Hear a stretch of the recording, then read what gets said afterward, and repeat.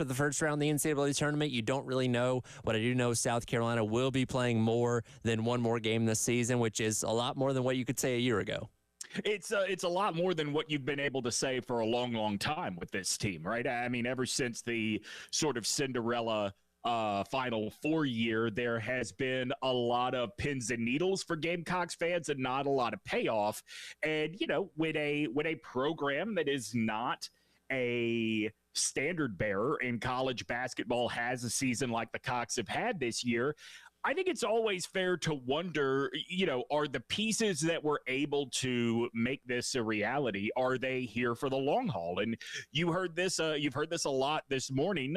Kenny Payne was told that he was not going to return as Louisville's head coach. Ohio State is apparently very interested in bringing in Lamont Paris the day after the guy gets named the AP SEC Coach of the Year. I think it's fair to wonder, no matter what happens the rest of the way with the Gamecocks, will Lamont be back in Columbia next season? There's certainly a lot of reason to question that. And when the Ohio State job came available a couple weeks back, Lamont Paris was literally one of the first names that started popping up in the rumor mill, given the fact he's an Ohio guy, spent a lot of time in the Big Ten under Bo Ryan when he was at Wisconsin. So there's a lot of connections there. And again, just having the familiarity of that area of the country and having been there for so long. And you can look at, you know, the Big Ten as another very tough and physical league when it comes to playing basketball across the country. So it's not like he would be taking a step down by any means by going to the Big Ten. But it's one of those situations where South Carolina this offseason is probably going to have to make it worth his while and end up paying him what they believe that he is worth, or at least what the market tells you he's worth, in order to keep him here for the long haul. Might have to go above what the market thinks he's worth. I mean, I mentioned Kenny Payne being out at Louisville. You know, look, that's right on the Ohio border. And you mentioned his time in the Big Ten prior to being in the Big Ten. Lamont spent the bulk of his career as an assistant in sort of that Indiana, Ohio, Kentucky area of the country. So now you wonder, are the Cardinals in play? I've heard from our neighbors to the north that had NC State lost that game, it might have been Boo Corrigan, the athletic director for the Wolfpack, making a change. Apparently not happy with Kevin Keats, a coach he did not hire. And when I say you may have to go above what the market values Lamont Paris at, is the fact that regardless of what the job is, whoever ends up with Lamont Paris, that's going to be seen as a splash hire, right? Like, I know that last season might have a lot of people wondering if this is sustainable, if 2023-24 is sort of a flash in the pan for this guy, but he's clearly a builder. He's a young dude, right? If we talk about the guys that are the candidates for National Coach of the Year, Lamont is alone in the sense that he is significantly younger than Kelvin Sampson, and unlike Danny Hurley, he is not at a blue blood powerhouse, so he's going to be a splash hire if someone else wants to make a run at it. Yeah, absolutely. When you kind of look at Lamont Paris's, you know, individual contract, and just this season alone, he had a salary of $2.3 million, which that's a fair amount of money and certainly a lot to guys like you and me. But when you look at it, you know, compared to some of the high-end salaries in the conference, like John Calipari at Kentucky, who's making $8.5 million this year. And I'm not saying that Lamont Paris needs to be making in that same range, but you're probably going to have to find some kind of happy medium around, I don't know, 4, maybe 5, if you're talking about a realistic number, if you believe this is the success you're going to be able to have with this program going forward by keeping Lamont Paris.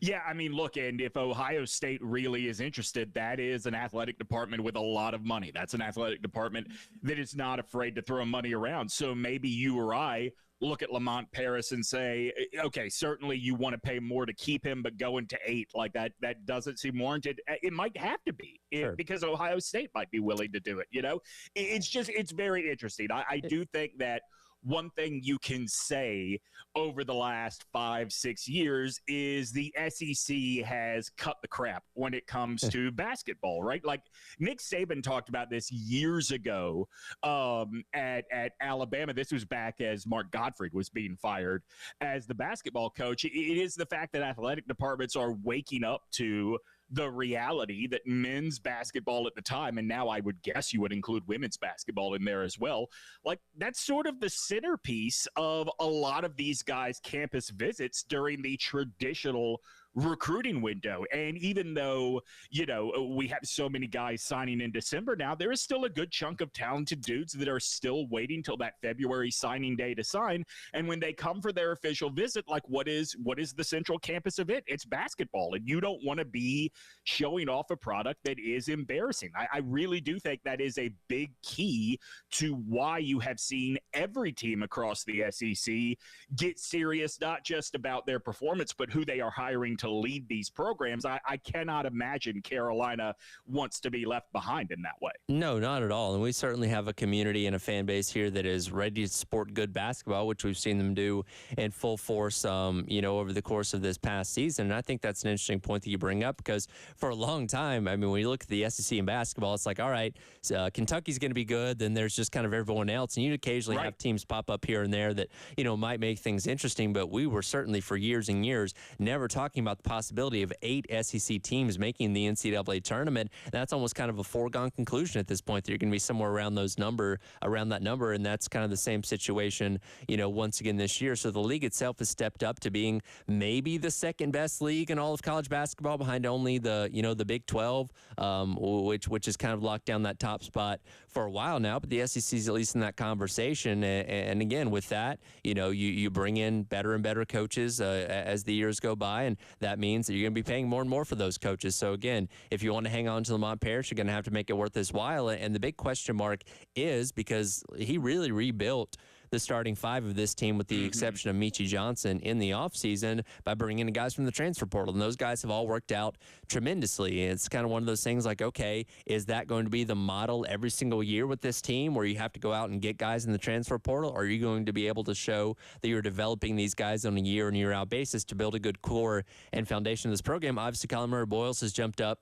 He did a fantastic job as a true freshman. And if you can hang on to him, and in the world of NIL, that's not a guarantee. If you hang on to him for a couple more years, he can definitely be your number one guy. Eli Ellis, the commit that's coming in this upcoming season, is somebody that's got a lot of people excited as well. Can you get him to develop as he's here at Carolina as well? Or is this something where you're going to have to turn to the transfer portal and hope that the guys that you're bringing in are going to be able to give you the same amount of success that the Talon Coopers, that the BJ Max, that the Stephen Clarks have been able to give you this season?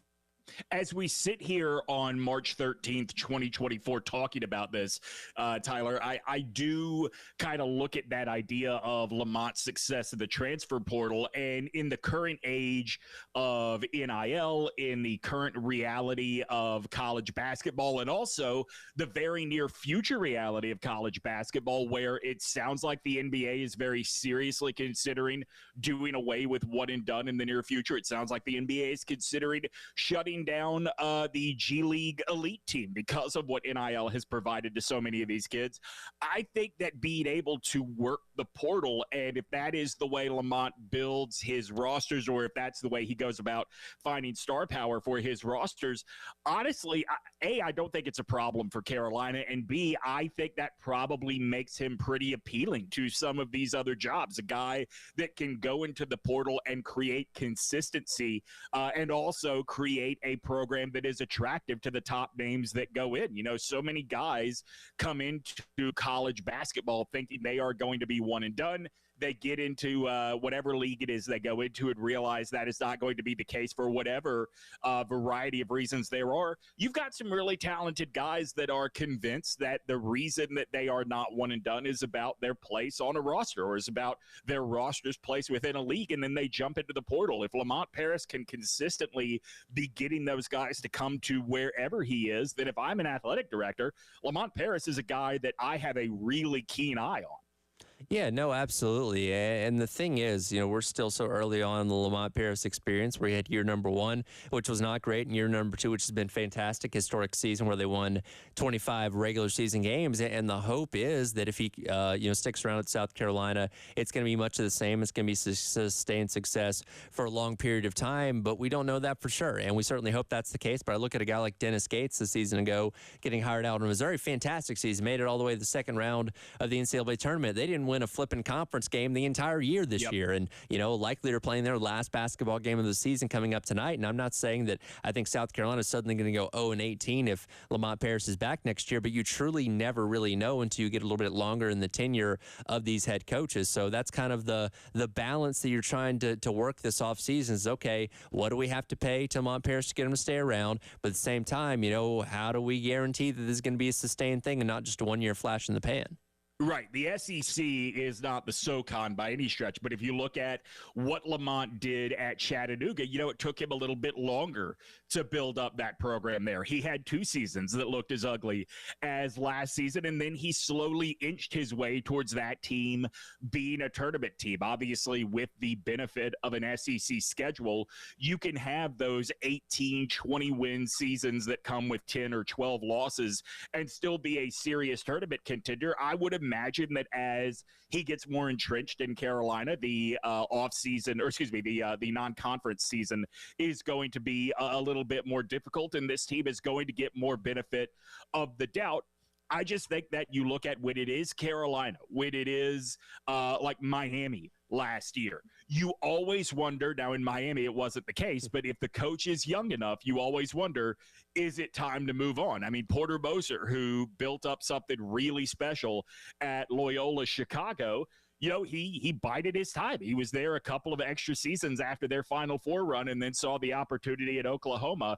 I just don't think that if you are that kind of program, and Carolina is on the men's side, you can ever really feel safe that your coach is locked in for the long haul. Yeah, and it's one of those things where you are in, again, the SEC, one of the elite conferences in college basketball, but I don't know if anybody would have viewed South Carolina necessarily as a destination job. Now, again, we can't get inside the head of Lamont Paris, and he may be the one that wants to turn it into a destination job for all we know. And again, through 2 years has done an incredible job of that. But again, if they don't make it worth his while, in his opinion, and some other school like an Ohio State or Louisville backs up the Brinks truck to him, then I'm not going to sit here and say I'd blame him for leaving if they're going to offer him that much more money. Yeah, well, the other part is the ego, too, right? Like, Alabama's athletic department is one of the richest in the country. Don't you think if, let's say, Louisville has its eyes on Nate Oates, who is considered one of the great coaches going in college basketball right now, you don't think that the pitch to that guy is going to be, do you want to play second fiddle to the football team forever? Don't you think if Ohio State or Louisville or whoever is really serious about Lamont, they are going to work in, well, the SEC is a football conference. Carolina really is. It's the women that are always going to control the conversation. Like, we don't know Lamont well enough to know what working on his ego is going to do. Yeah, absolutely. And again, it's not like we're going to get the answers to the questions right now because they're obviously locked in on what's happening, with the SEC tournament and the upcoming NCAA tournament, but certainly going to be a conversation to be had, ultimately in the off season. Speaking of the SEC tournament, again, it gets rolling tonight. Arkansas and Vanderbilt facing off in game number 1. The winner of that will take on South Carolina tomorrow afternoon around 3:30, roughly 25 or 20 minutes after game number 1 ends. We'll dive into that a little bit and who we think South Carolina might want to match up with in a game number 1 for them in the SEC tournament. He's Dimitri. I'm Tyler. It is a halftime show going until 3 here on The Game.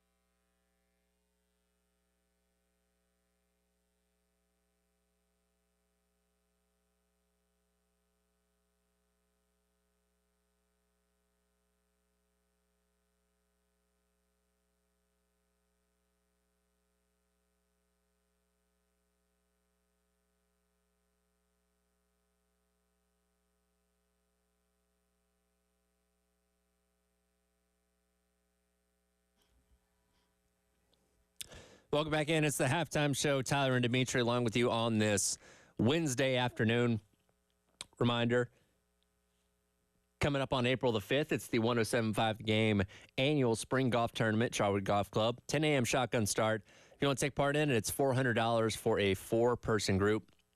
All participants have a chance to win a pair of tickets to each Gamecock home game for baseball for the remainder of the season. If you want to take part, call Charwood Golf Club 803-755-2000 to register today. Turning our attention back to tonight's SEC men's tournament getting started. Again, with Arkansas and Vanderbilt facing off. Again, the winner of that game will see South Carolina tomorrow sometime around 3:30, which, of course, we'll have for you right here on the game. And the biggest question is, if you're South Carolina and Lamont Paris's team, which of these two teams that you've already beaten earlier on the season would you rather see? Yeah, and you've beaten both of these teams significantly, so I don't think the Gamecock men are sort of quaking in their shoes over either team in this matchup. But I will say this. I think there is reason to be optimistic about both of them because they both have a bad habit of beating themselves. Arkansas stays in foul trouble more than anybody else in the SEC, and Vanderbilt is the worst team when it comes to allowing rebounds of anybody in the SEC. Part of that is because teams make more shots against anybody but Vanderbilt, but also on the defensive side of the glass, or when they shoot, I should say, they're not getting second chance points. If I'm Carolina, I look at this game and see two teams very capable of doing most of my job for me. I think Vanderbilt, though, more than Arkansas, maybe more than anybody but Missouri, absolutely has the capability of looking lifeless when they go out on the floor. I'm not saying that I think Arkansas poses a challenge or poses a test that Vanderbilt is not capable of. I'm just saying, I think Vanderbilt is a special kind of bad this season. Yeah, and it's one of those things. If Vanderbilt were to manage to get by Arkansas, then you would certainly feel better about that. And they did beat Arkansas a little bit, actually a couple weeks ago, 85-82 out there in Fayetteville. So it's entirely possible. And I think you'd like that matchup a whole lot better from South Carolina's standpoint, from what we talk about every time South Carolina gets ready to play, and that's adjusted tempo, because South Carolina plays at one of the slowest paces in the entire country. They love to grind it out and play defensive-minded basketball where they use up every second of that shot clock, to try and really slow the game down to their pace. And Vanderbilt plays a very similar style of offense themselves. They're 281st in KenPom in adjusted tempo and 334th in average possession length. Arkansas plays at a little bit faster of a clip, and while South Carolina has been able to perform well against teams that do play faster than them, if a team like Arkansas were to play South Carolina and get out to an early lead, say 12-2 or something like that, that is significantly harder to come back from than playing against a team that is at the same kind of slow tempo as you are, which is also trying to grind it out and play that kind of game. Right, and if Arkansas is able to do that, that eliminates sort of everyone's natural advantage over that team, which is they cannot stay out of foul trouble. I do think that one thing that South Carolina is going to have going for it, no matter who they get in their first game, is the fact that this is a team that doesn't really allow you to put up second chance points, right? And when you are playing a team like Arkansas, I think, or I should say, if you are Arkansas, I think it is easier to justify a lower shooting percentage because you know you are always going to get that second look at the basket, particularly as you wear your opponent down. I think if it is Arkansas, and I think both you and I, I'm just reading this, I don't know for sure, but I would guess you and I both believe Arkansas is going to win this game. I would, if I had to bet on it, I would say yes. Yeah, me too. I think that there are ways each of those teams, Arkansas and Carolina, can make each other uncomfortable and force the other one into playing their game. I still think South Carolina is significantly better than both of these teams, but Arkansas is the one that I could talk myself into an upset. I just can't with Vanderbilt. And I think part of the evidence of that is you look at the way people in college basketball talk about these two coaches, right? This is a disappointing season for Arkansas, and Eric Musselman is being mentioned as a potential candidate elsewhere. Has he figured out that Arkansas is going to be a 3 out of every 5 years competitor? Does he want to deal with the down cycles? Whereas we're talking about Jerry Stackhouse getting fired and never being a head coach in college basketball again. Yeah, it's kind of one of those things. There's always a higher upside potential with a team like Arkansas, and I'll go back to when South Carolina played them earlier on in the season, towards the beginning of conference play, and Arkansas was struggling out of the gate, and we, said a lot going into that matchup, like, oh, this is kind of what they do every year. They lose a couple games, 3, 4 games through the first 5 in conference play, and then rip off a bunch of wins. And unfortunately for them, that's not really happened this year. But they are a team that is just 1 year removed from going to the Sweet 16, so you always know that there is always that potential to pop and make something special happen, as opposed to Vanderbilt, who's gone to back-to-back NITs in years prior. And yes, Jerry Stackhouse very much on the hot seat going into this season.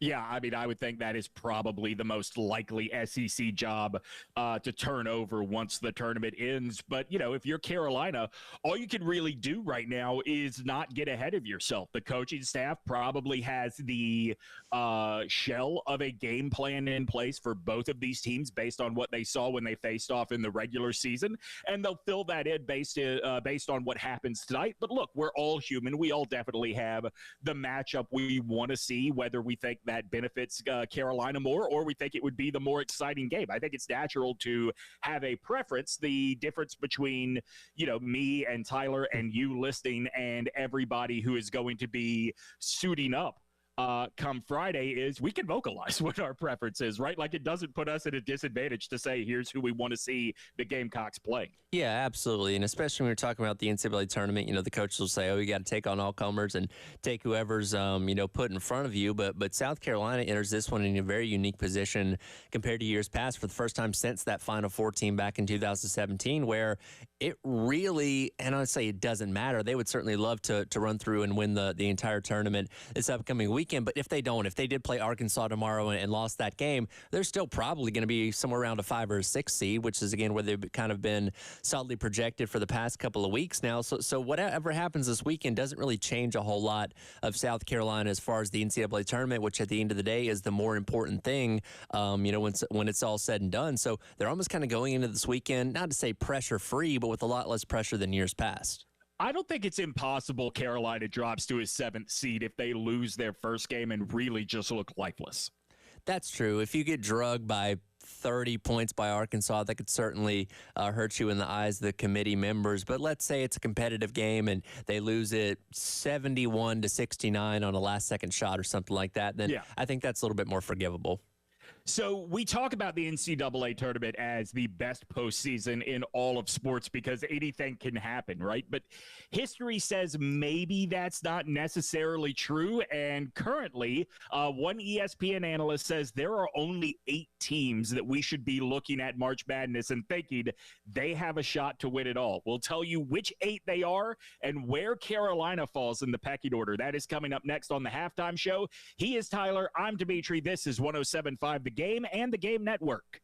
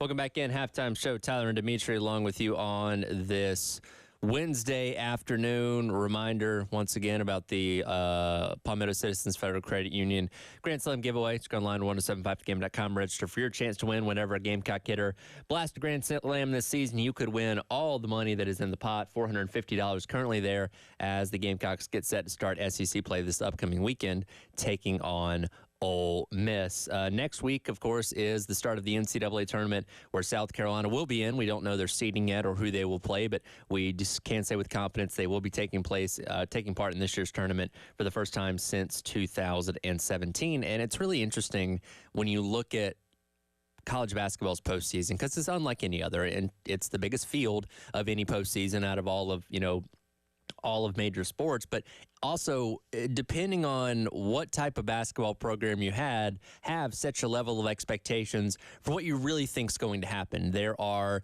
the mid-major teams that are in one-bid leagues that say, hey, if we can win a first-round game, that's fantastic. We'll take that. Whatever else happens past that is gravy. For a team like South Carolina, I think you realistically look at it and say, okay, if we could put together 2 wins and get to the Sweet 16, that's phenomenal. But programs like Alabama, like Tennessee, like Kentucky, always are going to look at the tournament and say, you know what, if we're not in the Final Four, it's been a disappointment. So while everybody, of course, would love to win the national championship, not every team goes in this knowing, or a lot of teams go in this knowing it's very unlikely they're going to. Right, and John Gassaway, who covers college basketball for ESPN, put out an article earlier this week, I believe it came out yesterday, where he took all 354 teams that play Division I men's college basketball, sort of analyzed their strengths and weaknesses, analyzed the history of the tournament, and said, look, out of 354 teams that play at this level, there are only 8 you should consider actual tournament contenders. He put Carolina in that near miss category. And look, that was a very highly populated category for the SEC. Florida, Auburn, and Alabama are all in that category as well. Here is one that will surprise you that made it into that category, Tyler. The other Carolina, North Carolina, considered likely to be a 1 seed in the tournament. He says they are not among the 8 teams he thinks are capable of winning the national championship this year. Yeah, it's one of those things. I've seen people kind of go back and forth on North Carolina a little bit this year. And as you mentioned, they are projected to be one of the top seeds in the NCAA tournament, but one of their biggest adversaries. Of course, they just played this past weekend being Duke, a team that they're probably going to see once again in the ACC tournament coming up this weekend as well, is one of those teams that did get the nod when it came to making it into the, to that 8-team group that Gassaway put together of teams that have a legitimate shot at winning the national championship. And when you really look at this list, I could say realistically we're probably looking at least 3 or if not all 4 of the Final Four teams on this list more likely than not. Arizona, UConn, Creighton, Duke, Houston, Kentucky, Purdue, and Tennessee.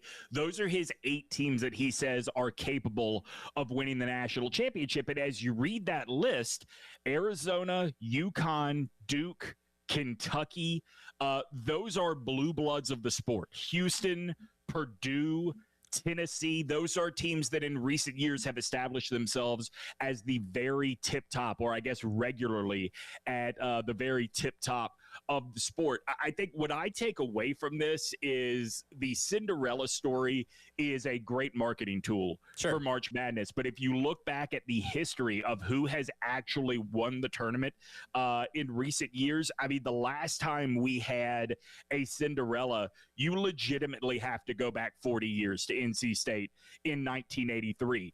UNLV is the last non-power conference team to win a national championship, and that was a star-studded team back in 1990. So this is a tournament that, as much as we talk about, as long as you get in, you have a shot, history doesn't really bear that out. And I think the tournament has done a really good job of making people believe that is not the end goal for every team that makes the field. And so various fan bases can be entertained in various ways. Well, and that's the interesting thing about it, because we all love the underdog story. We all love watching a St. Peter's from a couple years ago make it all the way to the Elite Eight, a Wichita State that made that Final Four run a couple years back. Like, we love that story. But when you talk about like the type of basketball you want to see in the national championship, you usually want to see the top teams fighting it out for the championship when it's all, all said and done. And I always feel like when it comes to the Cinderella stories, it's different depending on each team, where you come from, what the history of your program is. But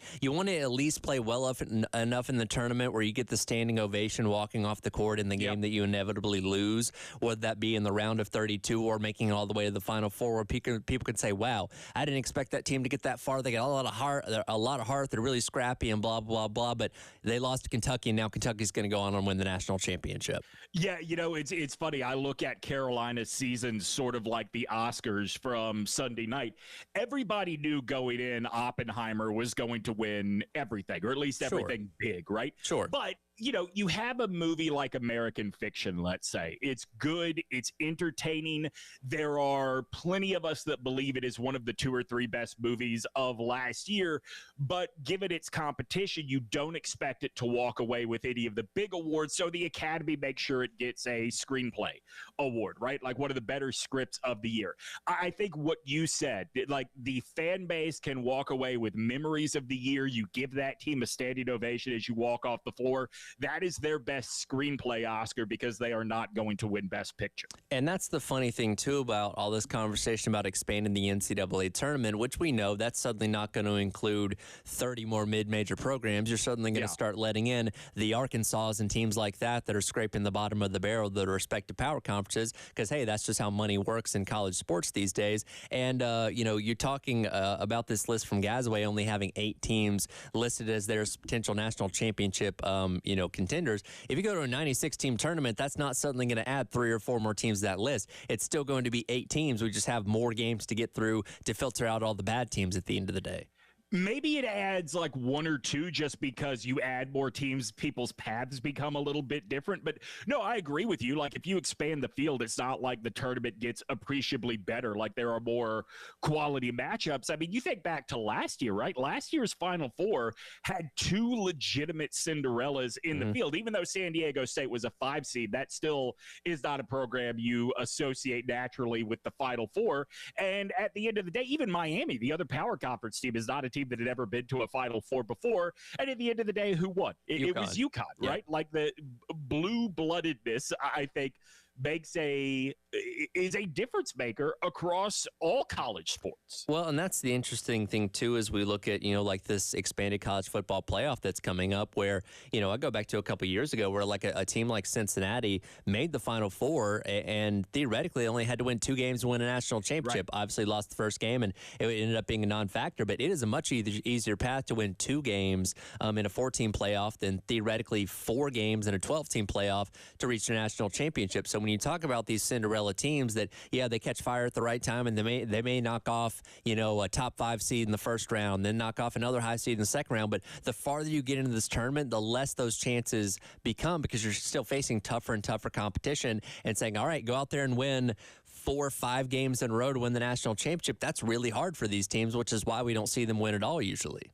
Well, I think basketball is a little bit different than football, and this is what the NCAA does really well in terms of selling the Cinderella story for the basketball tournament. Is think back to that Cincinnati team. How did Alabama beat them? They just gave Brian Robinson the ball and let him run clock. They were not going to test what was legitimately in Cincinnati one of the better secondaries in college football that year, right? Right. That was, and so Cincinnati really had no shot. In basketball, if you just have the dude, it can be a major difference maker. I think back to, was it the 2003 tournament that Syracuse won? I mean, so much of that was about Carmelo Anthony just having the tournament of his life. I think it becomes very easy in that way to sell the idea that Cinderella always has a shot in this tournament. And that's why we tune in, because we're always optimistic, like, hey, maybe this will be the year that they finally get it done. And then again, when they inevitably get bounced in the Sweet 16, the Elite Eight, it's like, all right, back to status quo. Here comes UConn and Creighton or something like that. Can I give you a fun stat before we go to break here? Sure. I guess it's a trivia question. What are the 2 conferences that are tied for the most championships in the Final Four? Imagine ACC is probably one of them. ACC is one of them. The number, by the way, is 15. My goodness. 15. Is it the Big 12? No, it is the Pac-12, Ah. which is, by the way, I guess playing in their final NCAA tournament, or at least for the foreseeable future, their final NCAA tournament. What is the difference between the 15 titles from the ACC and the 15 titles from the Pac-12? I imagine the titles in the ACC are only split between a handful of teams, and on the Pac-12 maybe a little bit more evenly distributed. Let's flip that a bit. Even though you're right, the ACC does not have a ton of teams that have won titles. The Pac-12 has a total of 11 of the Pac-12 titles belong to UCLA. I just thought about that. Those wooden UCLA teams probably ended up eating up a ton of those. Yep, and the other one is Oregon. Excuse me, split between three. The other one is Oregon that has one, and then there are three for the Arizona Wildcats. Okay, interesting. Well, yeah, final swan song for the Pac-12, at least this iteration of it, and because I think Oregon State and Washington State are going to join the West Coast Conference next year, at least as far as basketball goes. So, yeah, final run for the Bill Walton's favorite conference in the NCAA tournament. We'll come back and wrap up. Conference of Champions, as he is fond of saying. He can only say it for a few more weeks. We'll come back and wrap up hour number one. Get the Firehouse Subs text of the hour coming up next. He's Dimitri. I'm Tyler. It's the halftime show on the Game.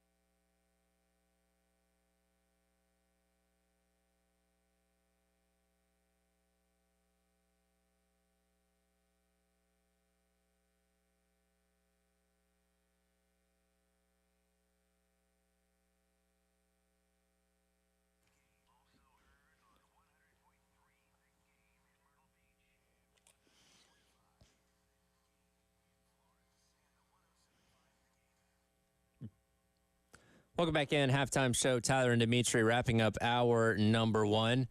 Coming up in the 1 o'clock hour, 1:15, Elijah Campbell going to be checking in with us from the SEC men's tournament, where he'll be out there all weekend long. Give us some thoughts on tonight's game between Arkansas and Vanderbilt, and the matchup tomorrow with South Carolina. That's all brought to you by our friends over at Cool Care Heating and Air, Plumbing and Refrigeration, as well as Atkins Law. Firehouse up text of the hour time now. And Dimitri, I'll go back to our conversation to start the show because I think Alex might be a little bit confused here. We were not insinuating that Lamont Paris should leave South Carolina to go to an Ohio State or a Louisville. We were just really playing devil's advocate to the point of saying these are going to be potential suitors for him in the offseason. And if South Carolina wants to keep him around, being the hot commodity that he's likely to be, they're going to have to make it worth his while. What did Alex's text say specifically? Just for one, not as familiar with you, given the fact that you're not on here every single day, and saying Lamont Paris should go to Ohio State or Louisville. I don't agree with that. Well, I mean, look, I don't necessarily agree with it either, but I do think that as a fan base, and really if you are part of the booster and collective core, even more so, I think you need to be aware that it is a possibility, right? Like, I think that sometimes in SEC universe, we can get so caught up in how could anybody want anything else? It just means more here that we forget that, no, hang on, these dudes don't live and breathe this stuff the way that we do as fans. This is a business to them, and if you're a program, you got to do business, right? You got to show your employees that they are appreciated and, frankly, desired. Well, and it's in kind of a weird way, it's an honor to have other teams being interested in your coach, because if South Carolina went out there and had another 11-win season again this year, there's not too many people that are saying, yeah, Lamont Paris should be on your list for Ohio State or Louisville or whatever it may be. So the fact that they've had such a successful season, literally historic one as far as regular season goes, and again, we don't know what the end of the season is going to look like as far as the NCAA tournament, but hopefully putting together at least a couple of wins to cap off what's been an incredible year, there's going to be interest. And I'm not saying Lamont Paris is going to explore those opportunities and say, yeah, I want to go interview with this school or whatever. He may shut them down initially and say, you know what, I'm good here at South Carolina. Thanks for the offer, but no thanks. We're just presenting the possibility that these are the things that are going to happen to some degree or another during the offseason.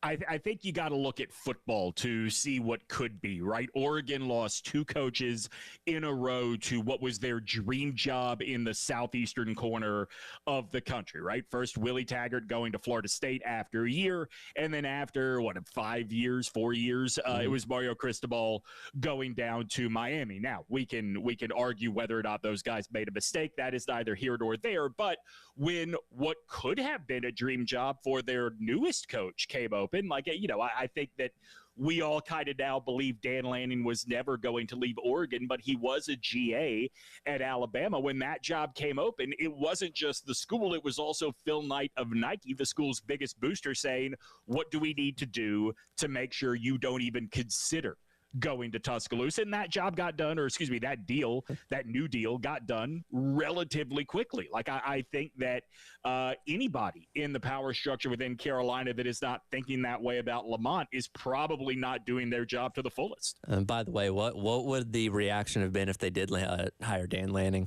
Oh, I think it would have been through the roof. I think that at Alabama, they love Kalen DeBoer already, but if you had gotten somebody with a little bit of the Saban stank on them, so to speak, there would have been this feeling that the good times are never ending. What was how quickly did people start to question hey, Kalen DeBoer, he's not a Southeastern guy. I don't know how he's going to fit in down here, forgetting that Nick Saban, was from West Virginia and spent a lot of time in Ohio. Yeah, I have been telling people from back home that I really am looking forward to the stories from the recruiting trail of Hugh Freeze telling parents, do you really want your kid playing for a man with Seattle values? I was going to say, come to Auburn, where we value integrity over everything else. I'm no longer on the university's cell phone plan. That's right, and I'm staying off of Twitter. But you'll notice the university said nothing about Instagram. He's still very active there. Yes, he is, and the less that's said about that, the better. I think is the best way to look at that.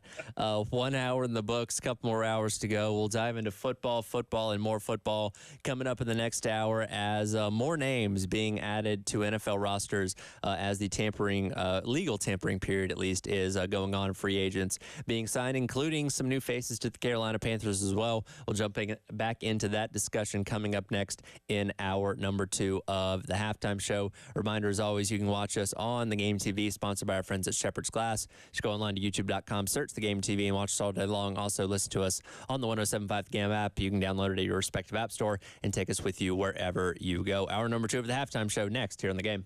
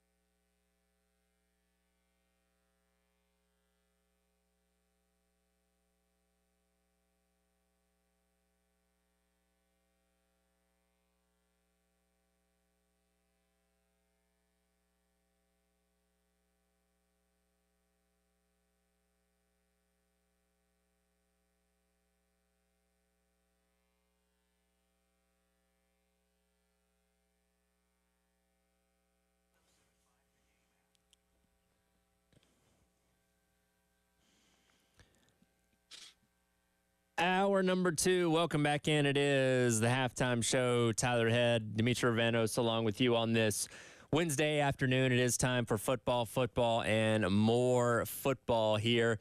And we'll start off with the Carolina Panthers, team we talked about a lot over the past couple days and the moves that they're making in acquiring free agents. And one main area they, of course, needed to address this offseason was the offensive line after Bryce Young was running for his life so much of this past year. They got Robert Hunt for the Miami Dolphins the other day, and then just recently adding Damian Lewis, a former third-round pick that's been with Seattle so far in his NFL career, to further hopefully bolster that offensive line.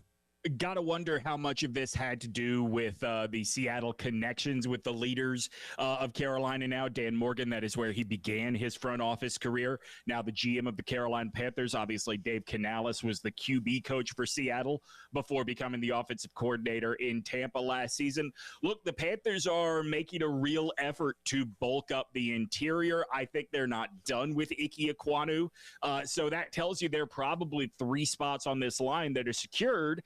I don't know, though, if the 2 highest profile spots are secured. Do we know Ike's going to stay on the left side at left tackle? And what are we going to do at center? Because they let Bradley Bozeman go. I think that when I said this yesterday, when Bryce Young is your quarterback, you cannot spend too much on your offensive line. You just hope there's enough to go around to address the 2 most high-profile positions on the line. Well, it's kind of one of those things, like it can't really get a whole lot worse than it was a season ago, so anything would be an upgrade. And when you look at Robert Hunt and Damian Lewis, both having very respectable careers at their places in Miami and, and Seattle as well. So we'll see what happens in bringing them in there and if they can provide any sort of improvement to what that line was a year ago.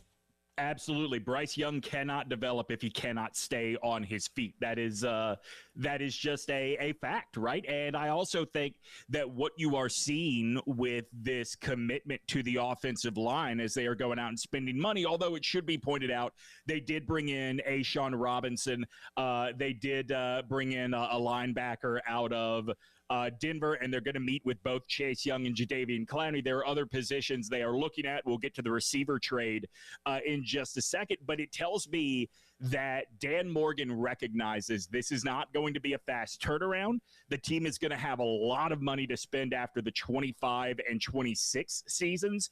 So he is looking at this as a 4 or 5 year plan rather than he is, with the idea in his head that there is always parity in the NFL. It's always possible to go from worst to first. I'm with you. Anything is an improvement over last year, but I think that Dan Morgan is telling you subtly with these moves that he is okay if they build from 2 wins to 5 and then 5 to 7, and then you really start to think about what this team could do in terms of making a postseason. And I think a lot of people have confidence in Dan Morgan himself, being his history with the organization, just having been there before and understanding it at the ground level. The question is, will the ownership be patient enough to let that play out over the course of a couple years, which based on track history doesn't really seem to be the case there. But again, if you want to get back to that point of being a respectable franchise, that's the route you're most likely going to have to go. Yeah, and this is a former player with the Panthers that has very much cut his teeth on the front office side of the business. So I think he comes in with a lot of respect. And I think you've got to look at what he did in acquiring Deontay Johnson and really say, okay, this is a guy that kind of knows what he's doing. Deontay Johnson from Pittsburgh, their number 2 receiver last year. I still think you need to get another alpha to go with this guy before I feel really good about the receiving core, but you get him in a trade for Deontay Jackson and you upgrade from a 7th round pick to a 6th round pick. You were probably going to let Deontay Jackson go anyway. So I am all for this move. Yeah, and we've talked so much about this receiving core with the Carolina Panthers. Again, Adam Thielen certainly shouldn't have been your number 1 overall guy. And you don't bring in a Deontay Johnson necessarily be that guy himself, but he's a good complement piece based on what he's able to do with the Steelers. And it's funny enough, we were actually talking about this earlier with yesterday being pro day and looking at some draft projections. There's a lot of smoke to potentially a guy like Xavier Legette being picked up by the Carolina Panthers with one of those 2 picks they have early on in the 2nd round, which I feel like would kind of be right up their alley with what they need. A young, athletic guy that can be your 1 on the outside that, again, has not past his prime like an Adam Thielen is, and you pair him with somebody like Deontay Johnson, maybe be your slot kind of guy. Those are 2 dynamic weapons you could bring into your offense. Well, and you and I talked about this yesterday, right? Amon-Ra St. Brown in Detroit, 4th-round pick. Puka Nacua in L.A., 5th-round pick. Cooper Kupp in L.A., I believe a 3rd-round pick when he came out of Eastern Washington. Like, you can find your alpha dog in the receiving corps later. Like, the level of play at the receiver position is at an all-time high. My partner on my podcast, This Team is Killing Us, about the Carolina Panthers, is named Lauren Brownlow. Lauren exchanged texts with somebody that covers the Steelers yesterday and basically just asked this person, how do I feel about this? And the response was, Deontay is a good route runner and gets open, but he had drops issues and was kind of a head case. The team definitely wanted him out. I always thought he was a good team dude that got in his own feelings too often. Look, that doesn't scare me necessarily, but, Sure. you know, there's a lot of healing to be done on this roster. Emotionally already, this is another wrinkle in that process. And that's the thing. You go from being with, and it's funny because there's the David Tepper connection to the Steelers, obviously, in his time before being with the Panthers. So you go from literally one of the marquee organizations and how things are run from a culture standpoint to one that's quite frankly at the bottom of the barrel of the NFL. So how does somebody that might be getting in their feelings a little bit too easily, handle that kind of environment change? Yeah, I mean, it's a good question because it's not just bottom of the barrel of the NFL in terms of talent. Like, I also think those two organizations, Pittsburgh and Carolina, are polar opposites in terms of engagement, right? Like, I heard Jay make the joke yesterday on the postgame show that the dozens of Panthers fans have a lot to be excited about this offseason. I mean, Charlotte is routinely looks like a home game for the visiting team. And I think that Dan Morgan sort of talked about this in his introductory press conference that, you know, what this team has gone through the last few years has made Panthers games sort of fall down the list of what even a family activity is for people in Charlotte anymore. So whatever builds up the roster and builds back the interest is going to be good for this team. I hope Deontay Johnson can be a step in that direction. And you know what? There are plenty of Steelers fans in Charlotte. Maybe they'll just come out to remember the good times. I was going to say, I feel like there's a lot of Steelers fans anywhere. No matter who the home team is, if the Steelers are coming to town, you're going to see a lot of terrible towels in the stands. No, for sure. And look, I think that when it's the Steelers, when it's the Cowboys, when it's the Giants, you don't really think twice about it. But when, you know, you go to a game and there is more Saints colors in the stands than Panthers colors in Charlotte, you've got a real problem on your hands. So when the Falcons come up and play the Panthers this year at Bank of America Stadium, you're saying if I go, I'll probably be surrounded more by my own fans than the opposing? I mean, you might literally be the one that tips it towards being a Falcons crowd there. Well, depending on how well Kirk Cousins does in year number one with Atlanta, depends on how many will make that trip up I-85, I guess. I want to ask Carolina Gamecocks fans this question as it relates to the NFL. Jadeveon Clowney now is going on a third consecutive offseason where 3 of 4 off seasons where him signing is going to come down towards the end of free agency. Is this what you expected his NFL career to be? I would say probably not. I mean, here's a guy that legitimately was looked at as one of the greatest players to ever come through this program and was one of the most highly touted number one picks when it was time for him to get drafted back in 2014. And his career hasn't been terrible by any means. He's certainly seen a rejuvenation these past couple of years. But in terms of the hype and the buildup, definitely through those first couple of years, underwhelming. Well, I mean, yeah, he had a slow start, but that doesn't mean that he's had a bad career. I also think the churn of edge rushers is just very different now. I mean, think about Chase Young doesn't have a home yet. Chase Young was one of the best college pass rushers we've seen in probably a decade when he was at Ohio State. Yeah, no, definitely so. And obviously thrived when he got out there to San Francisco this past season, got to work with Bosa on the other side there. But yeah, it's kind of one of those things where, and the game itself shifts a lot with what the priority positions are and what are held in high regards and what kind of end up faltering a little bit. But yeah, the edge pass rusher has been one that's kind of taken on an interesting life, certainly over these last 10 years since guys like Clowney and Chase Young have gotten into the league.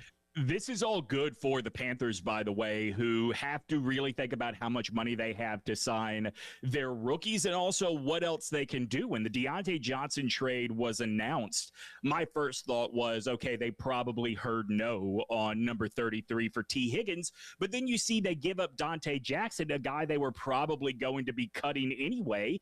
And you wonder, could they still be in play for another big name in the receiving corps? So if somebody that can come in and really contribute, obviously you're not going to one-for-one replace Brian Burns, but can really contribute to those sack and pass rush numbers, comes in at a little bit lower value than the team or the fans were anticipating, that's a good thing for Carolina because there's still a lot of work to do. What is their money situation in terms of what they could offer somebody like him?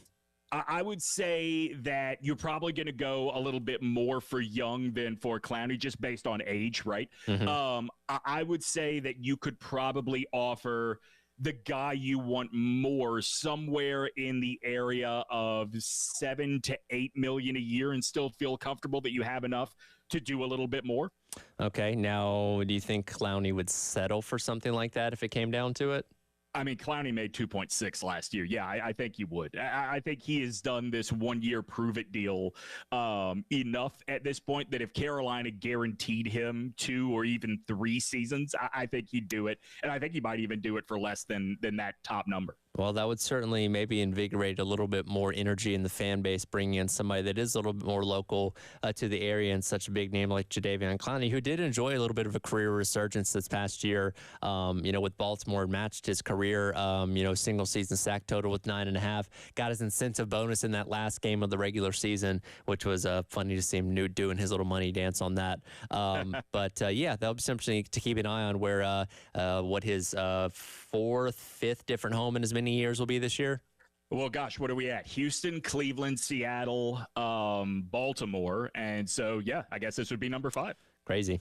Yeah, certainly not how you see the number 1 overall pick's career end up, 10 years down the line. But hey, he's making the most of it, making his money, and still in the league and still relevant. So at the end of the day, I guess that's the most important thing. Well, yeah, and the thing to always remember is, and this explains a lot of positions both in the draft and on the field, just different NFL now, man. People churn through a lot faster. Absolutely. We will steer away from football for just a moment. Our guy Elijah Campbell going to be checking in with us from the SEC tournament. Coming up next out there in Nashville as we get set to see who South Carolina will take on tomorrow as Arkansas and Vanderbilt battle coming up tonight. It is the halftime show. He is Dimitri. I'm Tyler here on The Game.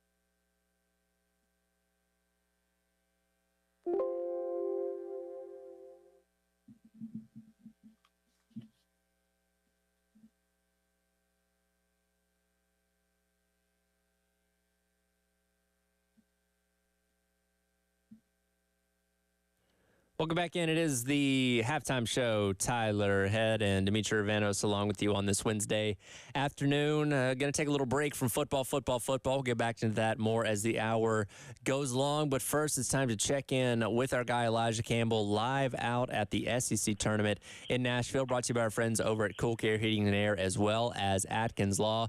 Elijah, back in your own stomping grounds there in Nash Vegas. Is it just like when you left it the last time? It is. Maybe a little, maybe just as crazy, if not crazier. Traffic getting in wasn't as bad, but I came in at a pretty reasonable time. So it's every bit as wild and every bit as beautiful as I left it. Coming up a little over an hour from now, you're going to be able to hear from Coach Paris as he gets set for whoever they end up playing tomorrow between Vanderbilt and Arkansas. What are you planning on talking to Coach about, or what are you interested in hearing from Coach Paris ahead of tomorrow's game? I think the biggest thing is I'm curious about the preparation element of this too, right? I mean, you got to have scouting reports for two teams that you played only once this year. And I believe Vanderbilt was early February. So, it's been over a month for Vanderbilt. It's been like a month and a half since he played Arkansas. And both teams have improved as the season's gone along. I mean, I remember we were talking on the Extra Point earlier today, Tyler. I'm still not completely sold that Arkansas's got it together. Vanderbilt, Jerry Stackhouse has coached really well in SEC tournaments the last few years. But, at this point of the season, what is the difference between being a well-coached regular season team and doing it in a setting where there is such quick turnaround, because you're going to play tomorrow, you're going to play the winner of one of these two games that played today, and then 24 hours later you'll have to play Auburn if you're to get past this game.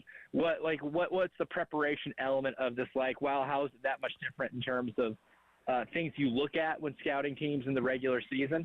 I think that's a pretty big angle to look at here. And if it's Arkansas who they're playing, I think that will be the more enticing matchup for the third-party observer. And Arkansas's got a lot of talent. They just haven't put it together. What makes a team like that dangerous in March in this setting? So there's a few angles, but a lot of it for me is the things I'm curious about are just as preparation-based as anything else. And that's an interesting point that you bring up, because it's certainly a different dynamic when you're playing in a tournament and theoretically playing a game every single day if you keep winning over the course of the next 3 to 4 days. And when you look at South Carolina, something we've talked about so much this season is how experienced they are. One of the most veteran teams in all of D1 basketball, and headlined by the likes of, Talon Cooper, BJ Mack, Stephen Clark, guys like that have just played a lot of basketball in their time in college, including somebody else like Miles Studia in his time at Vanderbilt as well. They're very used to these tournament type of settings, whether it be in their respective conference tournaments before getting to South Carolina or playing in the NIT or NCAA tournament. How valuable is that experience going to be this weekend with those guys?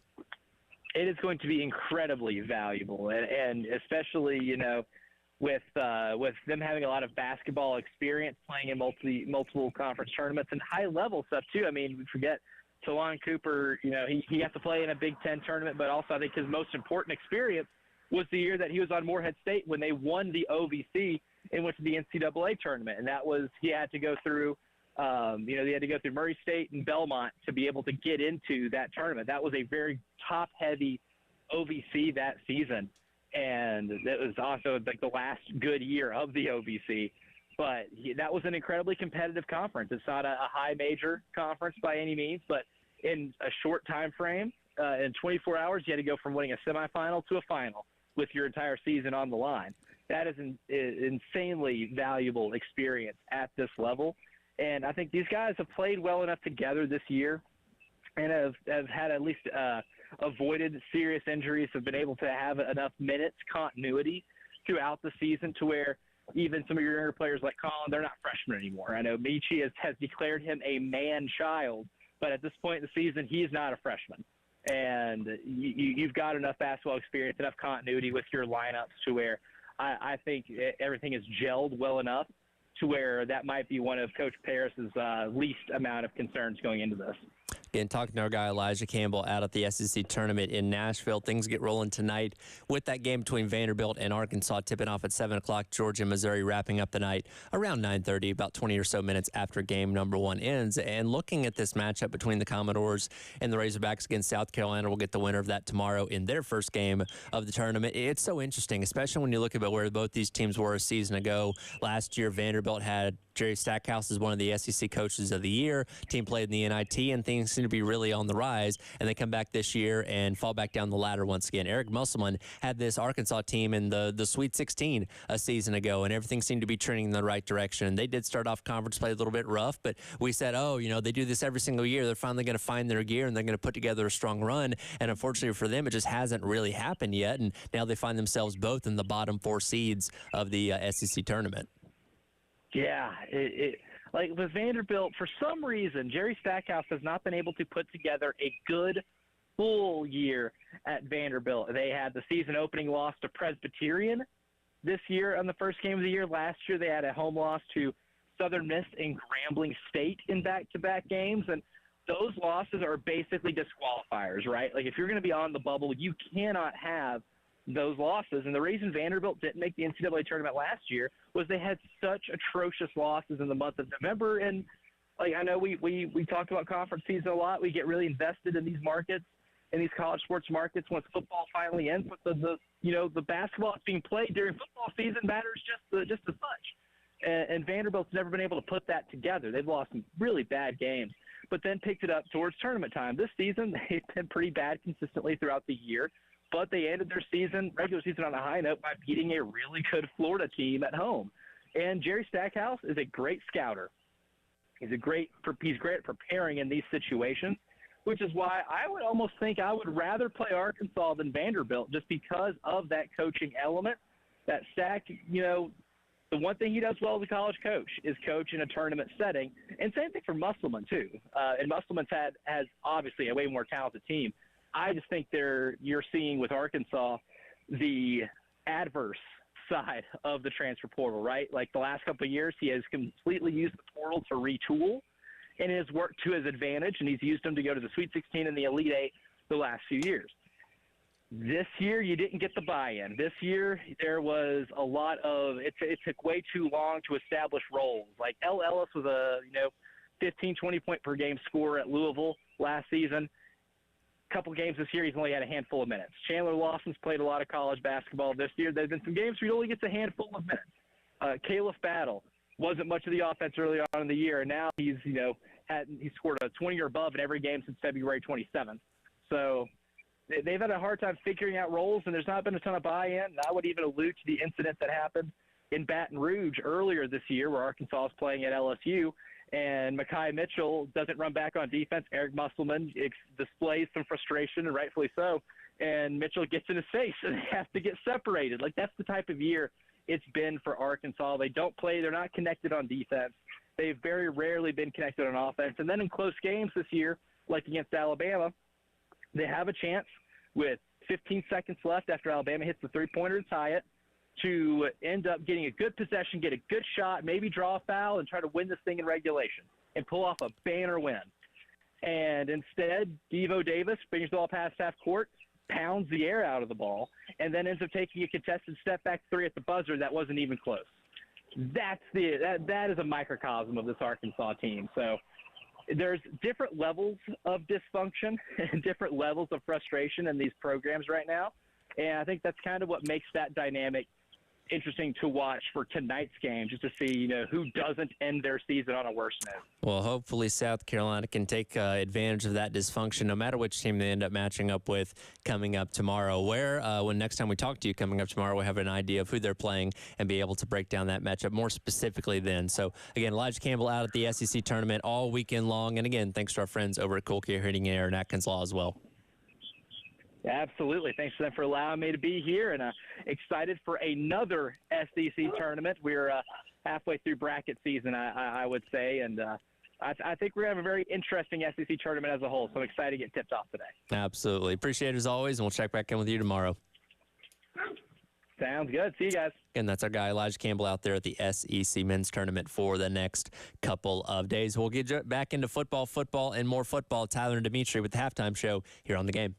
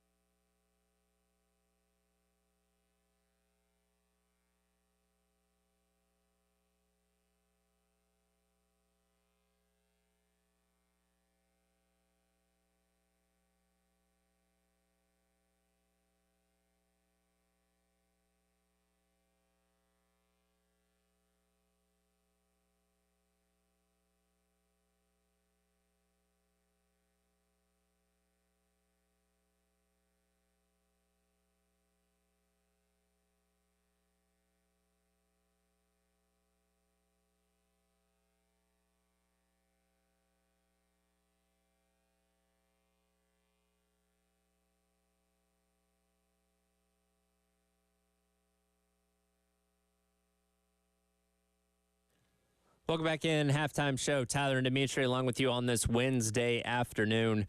Jumping back into football, and more football here in the 1 o'clock hour. And Dimitri, I feel like really over the course of this past year, it seems like college football or college sports in general and NIL have almost been a fixture when we talk about Capitol Hill, because it seems like there's something going on every single day. We talked about what happened yesterday with Nick Saban and his comments on how he's seen the state of the sport change. But with all that's been going on up there, does it really mean anything in the grand scheme of things for college football?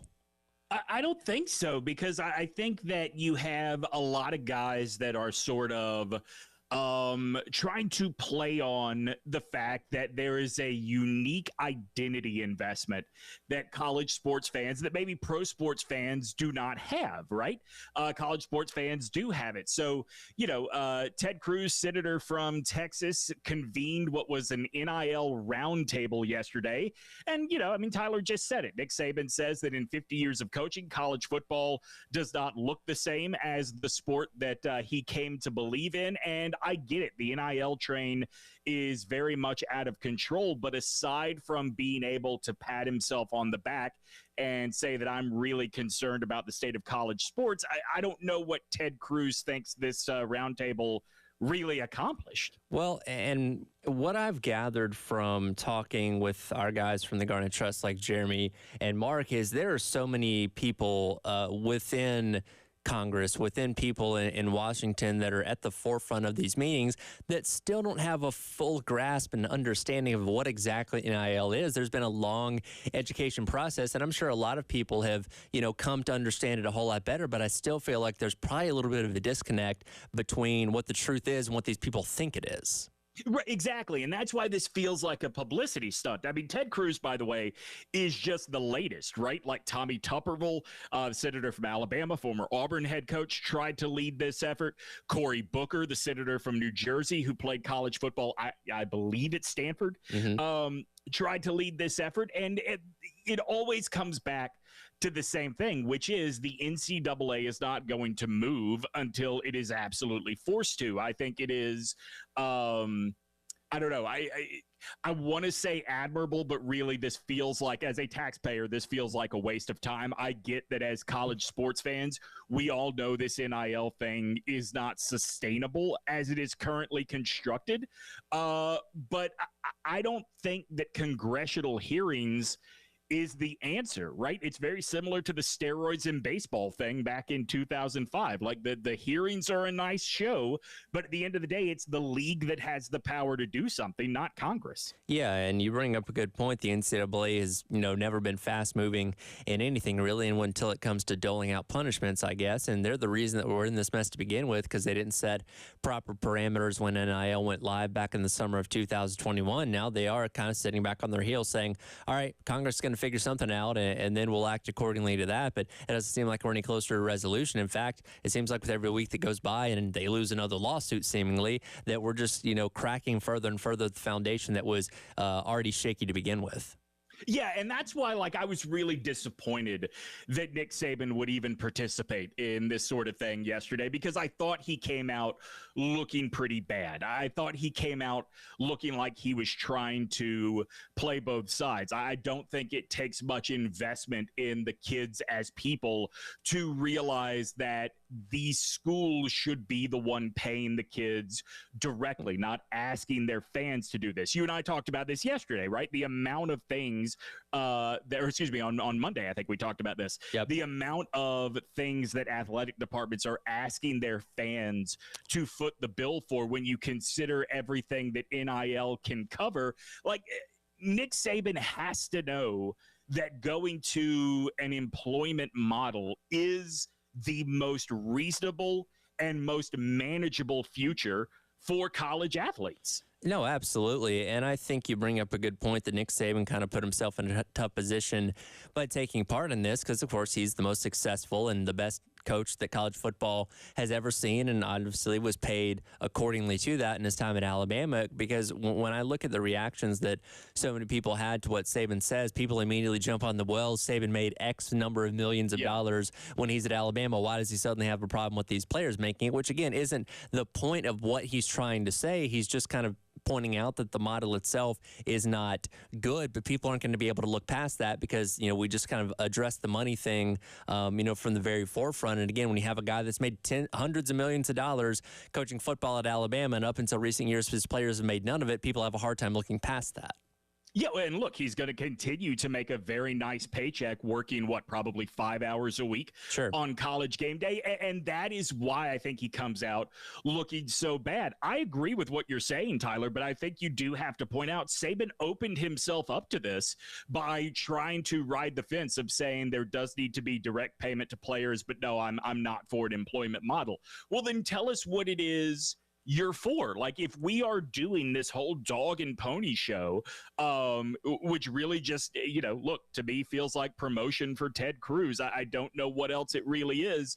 Then at least come to me with answers. That seemed like a whole lot of complaints and questions yesterday. Sure. And as much as, we all have our feelings about politicians, I don't think even the college sports experts, whether it's Saban, whether it's Jim Phillips, the commissioner of the ACC, Greg Byrne, Alabama's athletic director, or any of the employment law experts that were up there, I don't think anybody came out looking good, or at the very least came out looking like they accomplished anything. No, and that goes back to the point we made a little bit earlier on, that we've been doing this for how long now? They've had how many congressional sessions and hearings on NIL and all this kind of stuff. We've gotten effectively nowhere. And as we get deeper and deeper into this, especially in an election year where, these people's priorities are going to start to drift elsewhere, I don't think we're any closer to any kind of resolution than we were when all this mess started. And the crazy thing about this is, I think for as divided as the country is politically right now, I think we are all kind of on the same page that these kids deserve to be paid. People may have different ways they want to see it happen, but I think for the most part, America has come around to the idea that college sports are not going to collapse if you pay the athletes. The money is there. You just have to, understand that you cannot hide the fact that you have the money in multi-billion-dollar practice facilities anymore. And it's just an easy win for these guys, right? I mentioned Cory Booker, Democrat from New Jersey, Tommy Tuberville, Republican from Alabama. Both of them have direct ties to college football, and I guess Ted Cruz is trying to show you he's the biggest sports fan in Congress. I don't know. I don't know why it is or what it is these guys are trying to solve, short of shoving the NCAA in a direction that anybody with half a brain knows it needs to move. Well, and that's the interesting thing about why they brought in Charlie Baker as the president of the NCAA to replace Mark Emmert, because he's a guy that comes from the political world,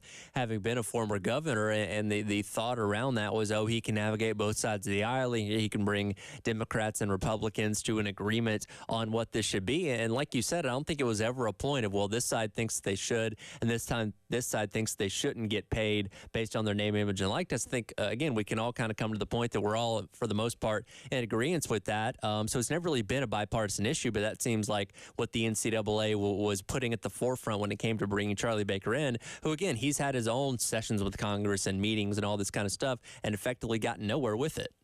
Yeah, Columbia is a weird place in the sense that it's a college town, so the demographic is a little bit younger and thus skews to the left, but also, South Carolina is a hard Republican state. And so, you would think there's a pretty solid right-leaning contingent here. I don't think if you are trying to bring those people together, I don't think you even think about NIL as a hot button topic. And that's sort of what I keep coming back to is I don't know what it is, anybody that calls these meetings, whether it's the senators or whether it is the college sports leaders that participate. I don't know what it is they think we're trying to prove or argue.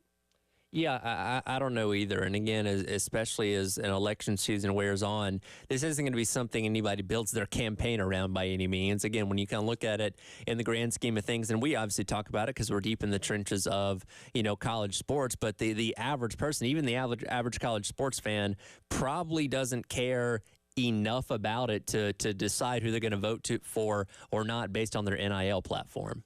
Right. Chip Patterson covers college football for CBS Sports. He's part of the Cover 3 podcast. We will talk more about this with him coming up next. That is Tyler Head. I'm Demetri Ravanis. This is 107.5 The Game and the Game Network.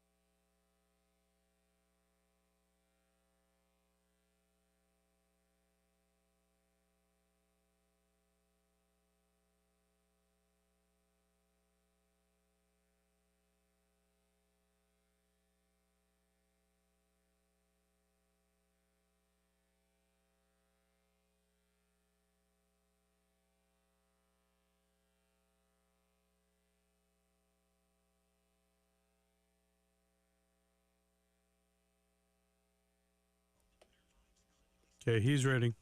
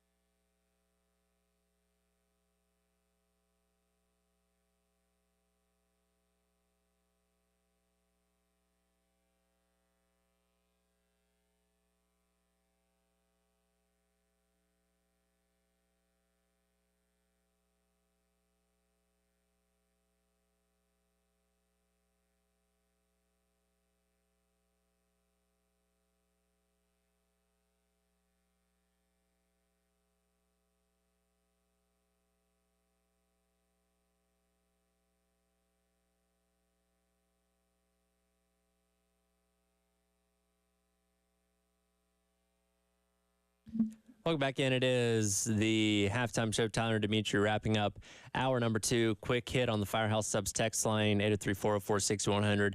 Going back to what we were just talking about, RJ weighs in and says, to sum up what Saban said there on Capitol Hill yesterday, all the kids now only care about money, which relates to the conversation we're about to have with Chip Patterson from CBS Sports and the Cover 3 podcast. First of all, Chip, thanks so much for taking a little bit of your time for us this afternoon. Dimitri and I were just talking about this. They've been on Capitol Hill for what seems like an eternity, going round and round and having meeting after meeting and discussion after discussion. And effectively, we've really gotten nowhere when it comes to NIL and any kind of reform. Is there any hope on the horizon, in your opinion? Not with I do not expect any congressional intervention in college sports in any official way that is significant until after the election. And then, the makeup of the House and the Senate and the Oval Office could lead to, a couple different ways that this goes. But the idea that we would be looking to Congress to solve college athletics problems speaks to the leadership void that there is in college athletics as a whole. Is the goal, Chip, to sort of undo the 9-0 loss that the NCAA suffered when it came to what the old rules of amateurism were a few years ago? Not specifically that. The goal is to put in as many legal defenses as possible until the House case. And for listeners who might not be familiar, this was a case that was originally brought, honestly by a swimmer, but it puts college athletics potentially on the hook for NIL of previous years, for NIL that was not made available. And it has been estimated that this class action lawsuit could cost the NCAA and college sports in the multiples of billions of dollars. I've spoken with administrators in power conferences and, I was speaking to somebody in the Big Ten, and they just would not stop beating the table. They said, we need antitrust exemption. We need antitrust exemption. What they are looking for is any way to not put this in the hands of the courts so that they can be able to continue to suppress wages, benefit off of, having college athletes living a life very similar to an employee without actually retaining any of the employment benefits that we have in the country. Again, talking to Chip Patterson from CBS Sports and the Cover 3 podcast, we throw this around a lot in terms of the NCAA continuing to lose in court yet again, losing that case the other day to the Tennessee and Virginia Attorney Generals who say eventually the NCAA is just going to go away. It's not going to exist anymore. Is that realistic, or is it always going to exist to some degree, just possibly without power at some point in the near future? The NCAA is the schools. Greatest trick that athletic directors and conference commissioners pull is being able to get fans to point their fingers at the NCAA when the NCAA is made up of representatives that they all vote from their own schools. I mean, the North Carolina football fans were, all up on the NCAA about the Tez Walker situation at the beginning of the season. Well, that was the university president from the University of Georgia that was running the show there. So, but nobody was getting mad at Georgia or the SEC. So it is always going to exist. It might not be called the NCAA. There might be a new organization that actually has more power to act in terms of what college football at the highest level really looks like. But I think that there is always going to be some organization to be able to bind all the universities together. Not necessarily to investigate cases, but just to manage the day-to-day business. Because I'll tell you what, the NCAA does something great. You know what the NCAA is really, really good at? Winning championships. And if the NCAA was not worried about eligibility or transfers or policing the schools or enforcement, and it was only worried about putting on the championships that it does and all the sports outside of football, nobody would complain about the NCAA because the NCAA does a great job of hosting championships. It's all the other stuff that has gotten a little bit out of control at the NCAA level. We're talking to Chip Patterson of CBS Sports. Chip, we got about a minute before we got to let you go. I wonder if NCAA President Charlie Baker, he has been encouraging schools to do something about their complaints outside of Congress, proposed a tier of Division I where athletes would get paid. I wonder if between constantly going to Congress and the growing power of the Big Ten and the SEC beyond the NCAA, has he effectively been given a vote of no confidence by the schools? He has. He threw a lot of stuff at the wall, and the Big Ten and the SEC did not like the method or the approach, which is why they concocted the Super 2 Advisory Board. That's what I'm calling it, Dimitri, because that's STAB, Super 2 Advisory Board, and STAB just makes sense for the threat they pose to college athletics. Yeah, there is not a lot of confidence that he is going to be leading the way into college sports future, and that's why they've gotten together to make sure that they're on the same page with what they want it to be. And if they don't get that from the NCAA or the other conferences, then we start to talk about maybe a breakaway.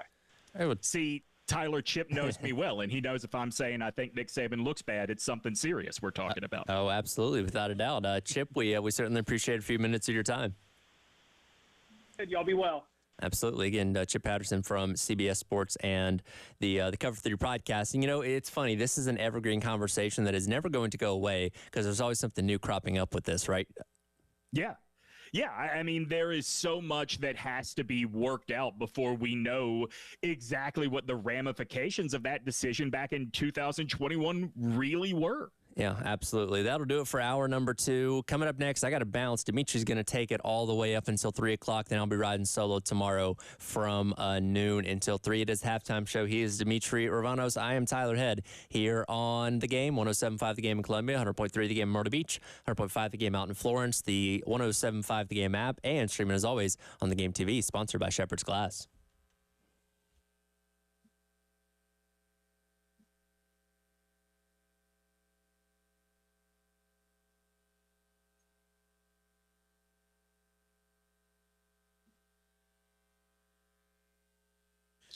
All right, Okay, David. yes, sir. You need anything from me for the next hour? No, just let me know when we're coming back in because I obviously can't hear anything. All right. Okay. Yeah, and I'll even skip audio too. I mean, I just don't know how we're going to do it with this setup. Yeah.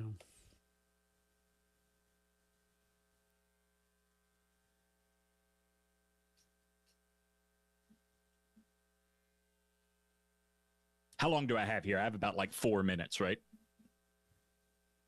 Just so you've got 1, 2, 3, 20. Okay, I'm going to run to the bathroom. I'll be right back.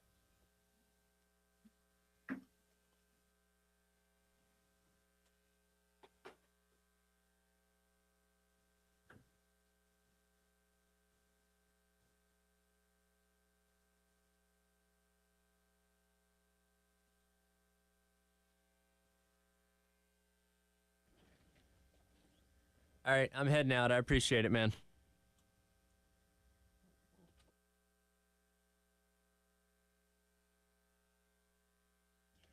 All right, I'm heading out, Dimitri. I appreciate it.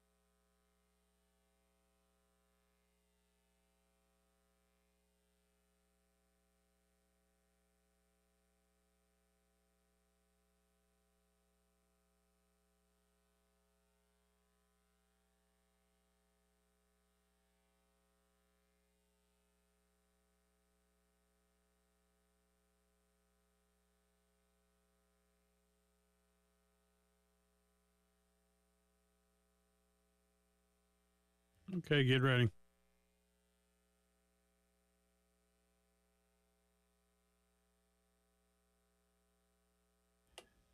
Okay. The final hour of the halftime show. My name is Dimitri Ravanis. I guess I am in for both Tyler and Terry now, as Tyler has kicked off for the day.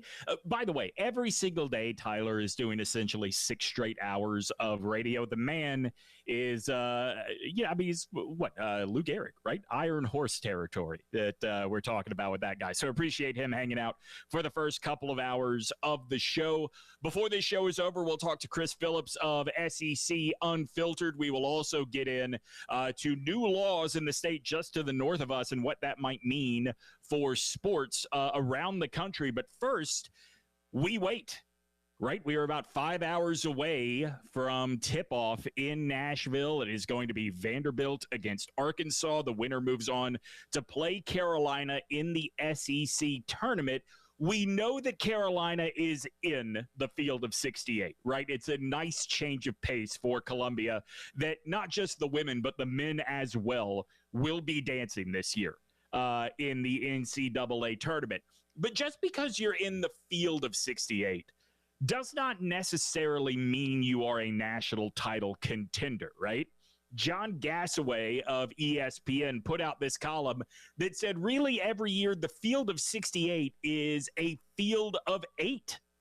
He has a lot of teams listed in his near miss category. Carolina is among them, and they are among a number of SEC teams that he puts in that category, despite the seasons that have been turned in by Florida, by Auburn, by Alabama, by Carolina. He says they just do not meet sort of what it is you look for in a potential champion for the NCAA tournament.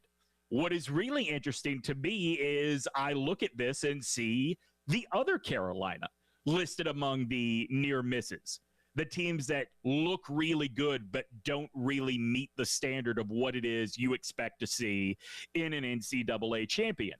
The 8 true contenders this year, according to Gassaway, are Arizona, UConn, Creighton, Duke, Houston, Kentucky, Purdue, and Tennessee. And that brings me to a startling reality, something that the NCAA tournament has done a really good job of marketing to make you think absolutely is not true. And that is that Cinderellas are good stories, but Cinderellas really don't have a shot to win this tournament, right? You got to string together 6 wins in order to win the national championship in college basketball. And nothing is impossible, right? We saw going back at, 2018, that UMBC became the first 16 seed to knock off a number 1 when they beat Virginia.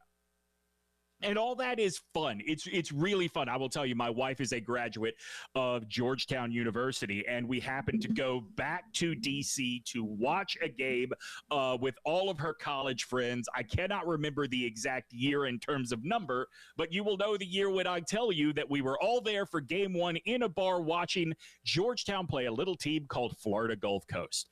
And Florida Gulf Coast had a great run through the NCAA tournament, but it didn't end with a title.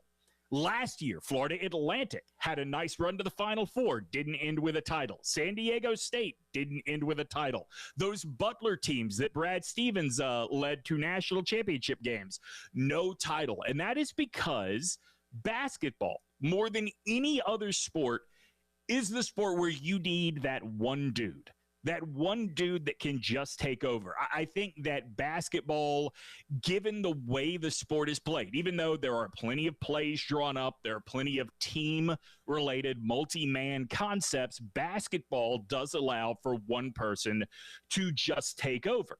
Now, the other thing that the NCAA tournament has done really well is convincing you that the championship is not the whole show. I think as we sit here and we talk about the ever-evolving postseason for college football, you know, we get caught up in going from the bowl system to the BCS to the 4-team playoff, 4-team to 12-team, and before we even get to 12-team now, we are talking about 14. The entire conversation in the sport is about the champion. And that gets a little bit boring when you recognize that at the start of any season, there are probably only 12 teams reasonably that have a shot to win the national championship out of a field of 135. On college basketball, we're talking about a field of 354 Division I men's college basketball teams.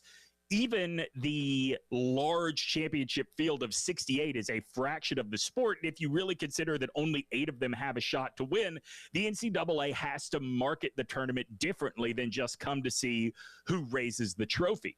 I think South Carolina is among those teams that what they are there for is we have not been here in a while. We just want to make it through the first weekend. And fans will be very happy with Lamont Paris and with the team, and they will give them a standing ovation when they return to Columbia if they make it through the first weekend. Hell, they might even give them a standing ovation if they just make it through the first game. It's been so rare that the men get the opportunity to celebrate like this. I sort of view it not unlike I viewed the Oscars, which were on Sunday, right? Oppenheimer was so far, if you looked at betting markets, I think at one point Oppenheimer was a minus 8,000 favorite, meaning you had to bet $80 to win $1 on Oppenheimer to win the Oscar. But there were other really good movies this year, and so those movies had to be happy with winning, say, one of the big acting Oscars. Poor Things, right? A good movie, weird movie, big artistic risk. Emma Stone wins Best Actress. Well, Poor Things has to consider that their big victory because they are not one of the films, or I guess this year you had one film, that was truly capable of walking away with the top trophy when you saw the way all the pre-Oscar shows were going. If you look at what teams have truly been at the front of the race in college basketball all season long, you see a lot of names that have been at the front of the race in the history of college basketball. Arizona, UConn, Duke, Kentucky. And then you have names that are regularly appearing in recent years at the front of college basketball. Purdue, Tennessee, Houston. And then you throw Creighton in there, which is this weird, not quite mid-major, not quite power program, but has all the pieces, attracts the kind of players that can win championships when you put all those pieces together. I think Carolina has had an amazing season. I think that there are 2 victories left for South Carolina, rather. There are 2 big victories left for South Carolina. Number 1 is really make an impact in the SEC tournament.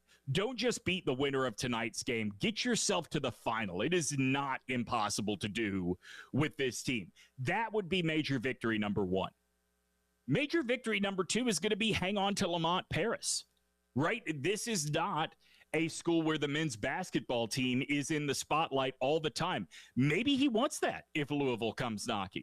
Maybe he wants to go home if Ohio State is serious about its pursuit of Lamont Paris. So the big victory is going to be convincing Gamecock fans that this is not a flash in the pan and investing in the program. Maybe it never gets to where Dawn has gotten the women to, but if it gets to a place where we are not covering our eyes every time when they take the floor like we were just a few seasons ago, that's real progress for Carolina. So I think that you got to be aware. Doesn't mean that I'm rooting for Lamont Paris to leave. I think you have to be aware that in any of these big jobs that are looking to make a hire, Lamont would be a splash for anybody. So if you are boosters, if you are the athletic department, you got to come ready to show him that he is loved and you want him back and you are serious about keeping the men's basketball team competitive going forward for the Gamecocks. Tonight, it tips off 7 o'clock. It is Arkansas against Vanderbilt.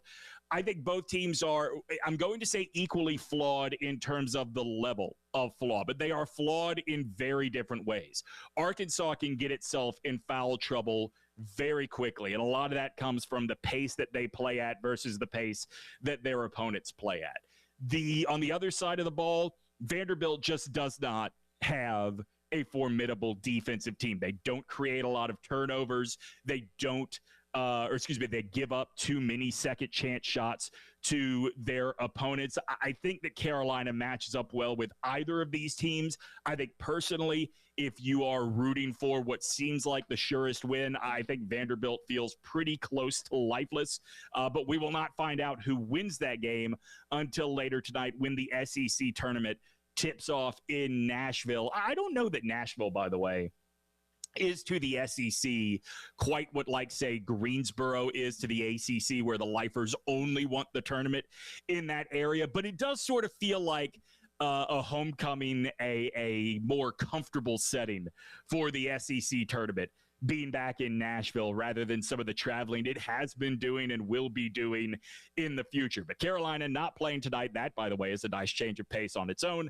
They will get started tomorrow. Tonight, we have our eyes focused squarely on Arkansas and Vanderbilt. Chris Phillips of SEC Unfiltered is going to join me in just about 20 minutes or so to talk about that game. But coming up next, to the north of us in North Carolina, sports betting is now legal. And I wonder how many people are going to be making the commute, particularly on college football Saturdays, just crossing over, right? Maybe you just go as far as south of the border to place your bets and turn around and come home. Betting has absolutely taken over the landscape of American sports fans. And one high-profile commentator says there are going to be consequences for that. We will get into that coming up next. I'm Demetri Ravanis in for Terry and Tyler today on the Halftime Show. You're listening to 107.5 The Game and The Game Network. You got about 4 minutes.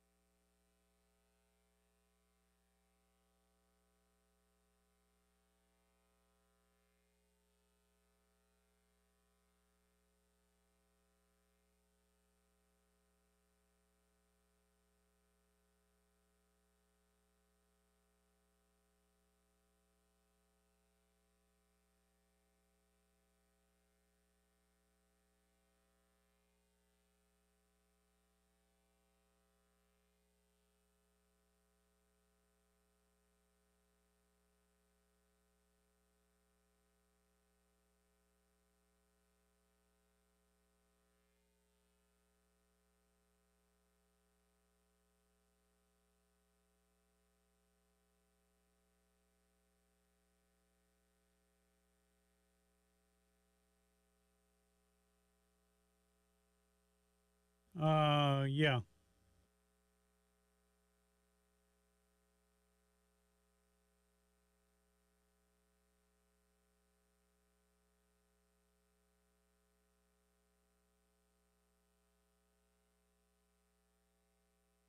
You just call for it. I'll play it, and I'll tell you when it's over.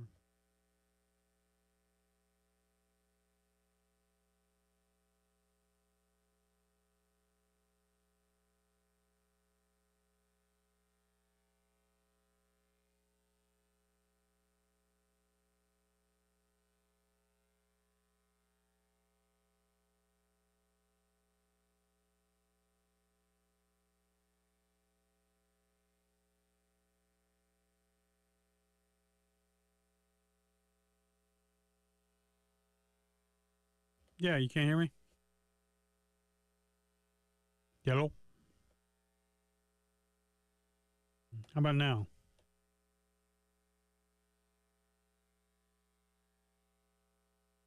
Yes.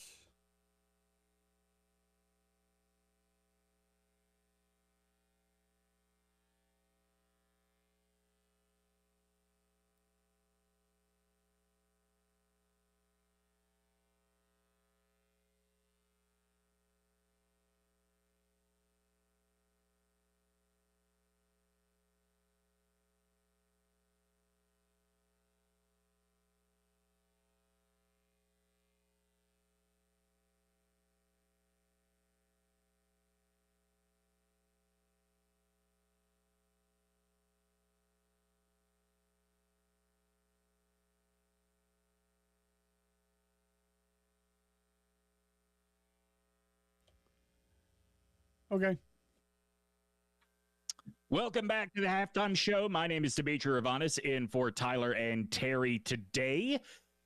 On Monday, the state just above us, North Carolina, legalized sports betting. Now, it has always been legal there, but you had to do it at one of the casinos on tribal land across the state. There were only I think 2 or 3 locations to do it. Now, all of those sports books that you see a million commercials for when you watch football or basketball or whatever are legal in North Carolina.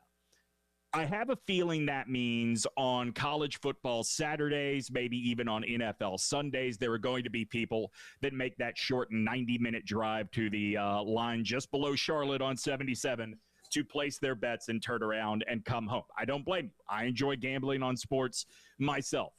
Do you know who Nick Wright is? Nick Wright is on Fox Sports, FS1, the cable channel, but he pops up across Fox coverage of a lot of sports as well.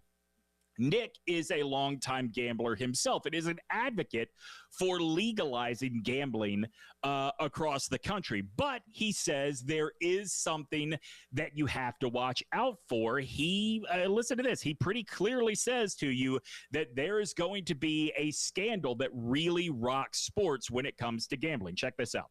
I think between now and 4 years from today, one of our major sports is going to have some type of gambling scandal. And I don't think it will involve a player. I think it will involve an official. And it's just tough. None of the officials make millions of dollars. Right. And so while I said for a player, 40 grand is not going to move the needle, for someone who makes 150, 40 grand sure as hell might, you know what I mean? Pay off your car, pay off your mortgage. And so I think it's a tough spot. Now, I also think that gambling being legal makes it more likely you can catch that. It's a very interesting perspective, right? First of all, I wonder if you agree that all of this legalized gambling makes us more open for a gambling scandal of some sort than it did when all of this stuff was under the table, right? It's not unlike NIL and player payment in college football. Once you put it all out in the open, does that make it easier to police? But I do think it's interesting that Nick's prediction is this comes on the refereeing side as opposed to the player side. You know, we've seen this across multiple sports, right? Remember that NFL season? I think it was, 2012, 2013? That we started the year with replacement referees because there was a pay dispute between the league and its referees who are part-time employees. We've seen baseball umpires strike. We have seen basketball officials strike. We've seen hockey officials strike. So does upping referee pay now become a matter not just of good worker relations? Does it become a matter of life and death?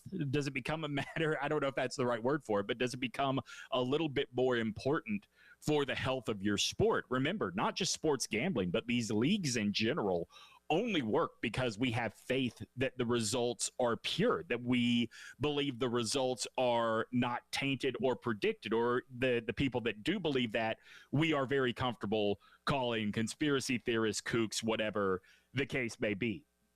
You know, what I think is real is right now we are in what I would call the great experiment era of sports, and there is no bigger experimentation than just how much the leagues, the games, the fans can handle when it comes to gambling influence. And we've already seen this, right? The NCAA has had its members largely back off sportsbook partnerships. Remember how quick, even before we were talking about Coach Prime in Boulder, Colorado, we were talking about the Buffaloes being the first school to have an official gambling partner in PointsBet. Well, that's been sort of backed off now. Other schools followed suit, but that was the first high-profile one.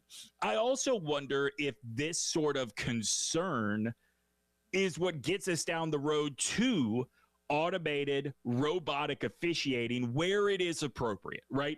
Like, I think if you had automatic officiating, if you had some sort of robot cam on basketball, every single play would be whistled. But you could do that with balls and strikes in baseball and eliminate the human element that could be influenced one way or the other.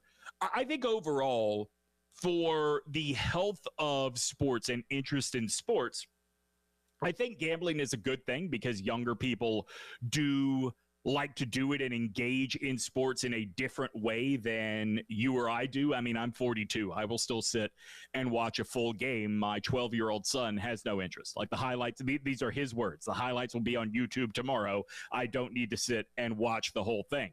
So obviously, as a parent or even as a society, we've got to be more watchful than ever before in the way kids consume sports and the way young people consume sports. But sports does have a problem. Right? It's not just kids my kids' age. It's older folks. It's folks in college that engage with sports that way, that want something a little bit more active, a little bit more engaging than just sitting down and watching a 2.5, 3-hour game. It's why football has tried to move the game along quicker. It's why Major League Baseball put in all of those rules to speed its game along last season. And overall, it seems to be helping the sport. But we are talking about something that does create addicts.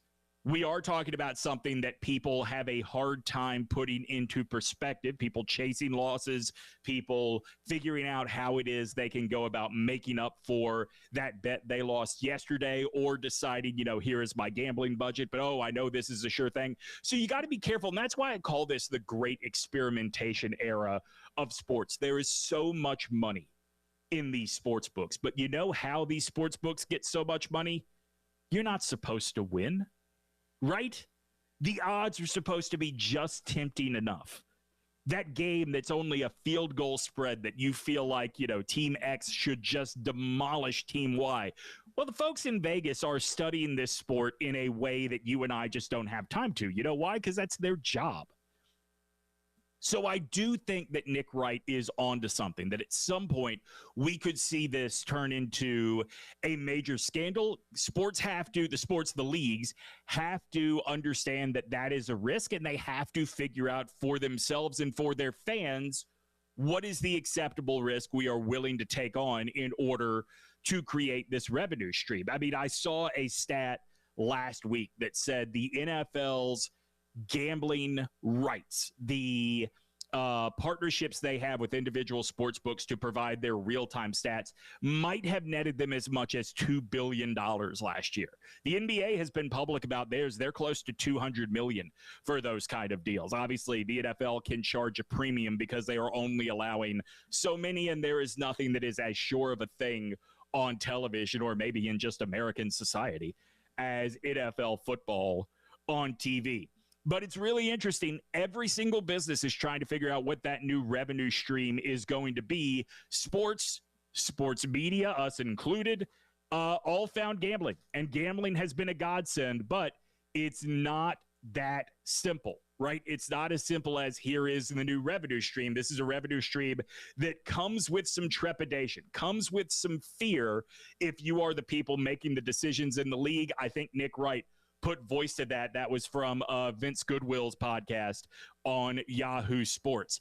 Coming up next, we've got the SEC tournament about 4.5 hours away from tipping off right now. And game number one, even though it doesn't include the Gamecocks, has implications for the Gamecocks. Chris Phillips covers all of the SEC for SEC Unfiltered. He will join me next here on 107.5 The Game and the Game Network.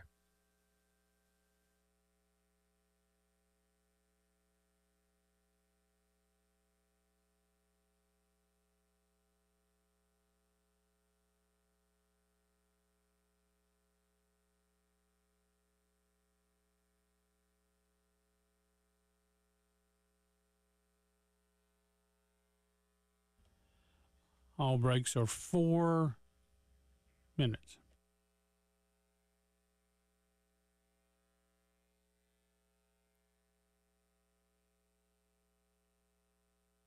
Yeah, I just have to remember how to talk to you.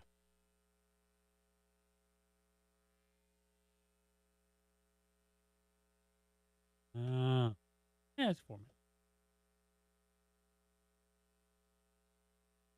Unless you're doing mornings, then it's 5.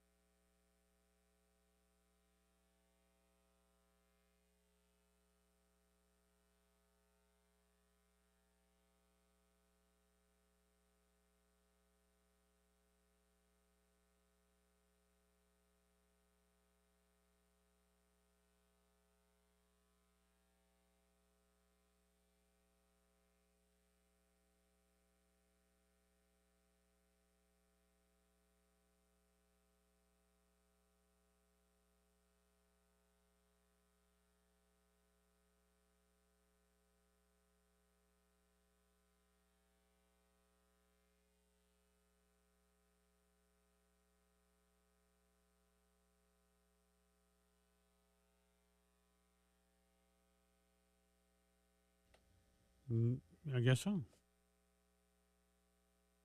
Although I don't know if it's sponsored or not.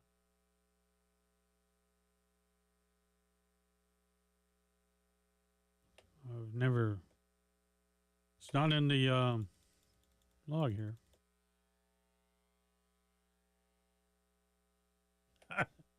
It's actually best day in history. The other one must be copyrighted or something.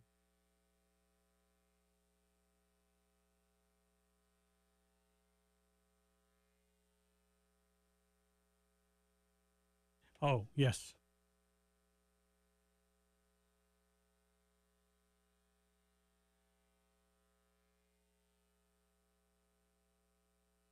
Told him I was calling for, you, and he said, "Oh, that guy again.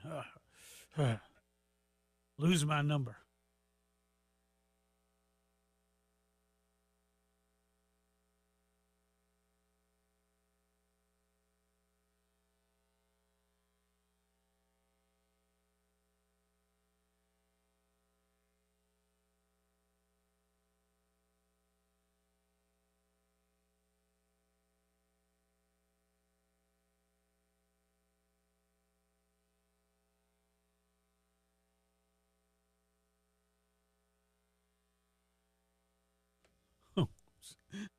Just ignore it.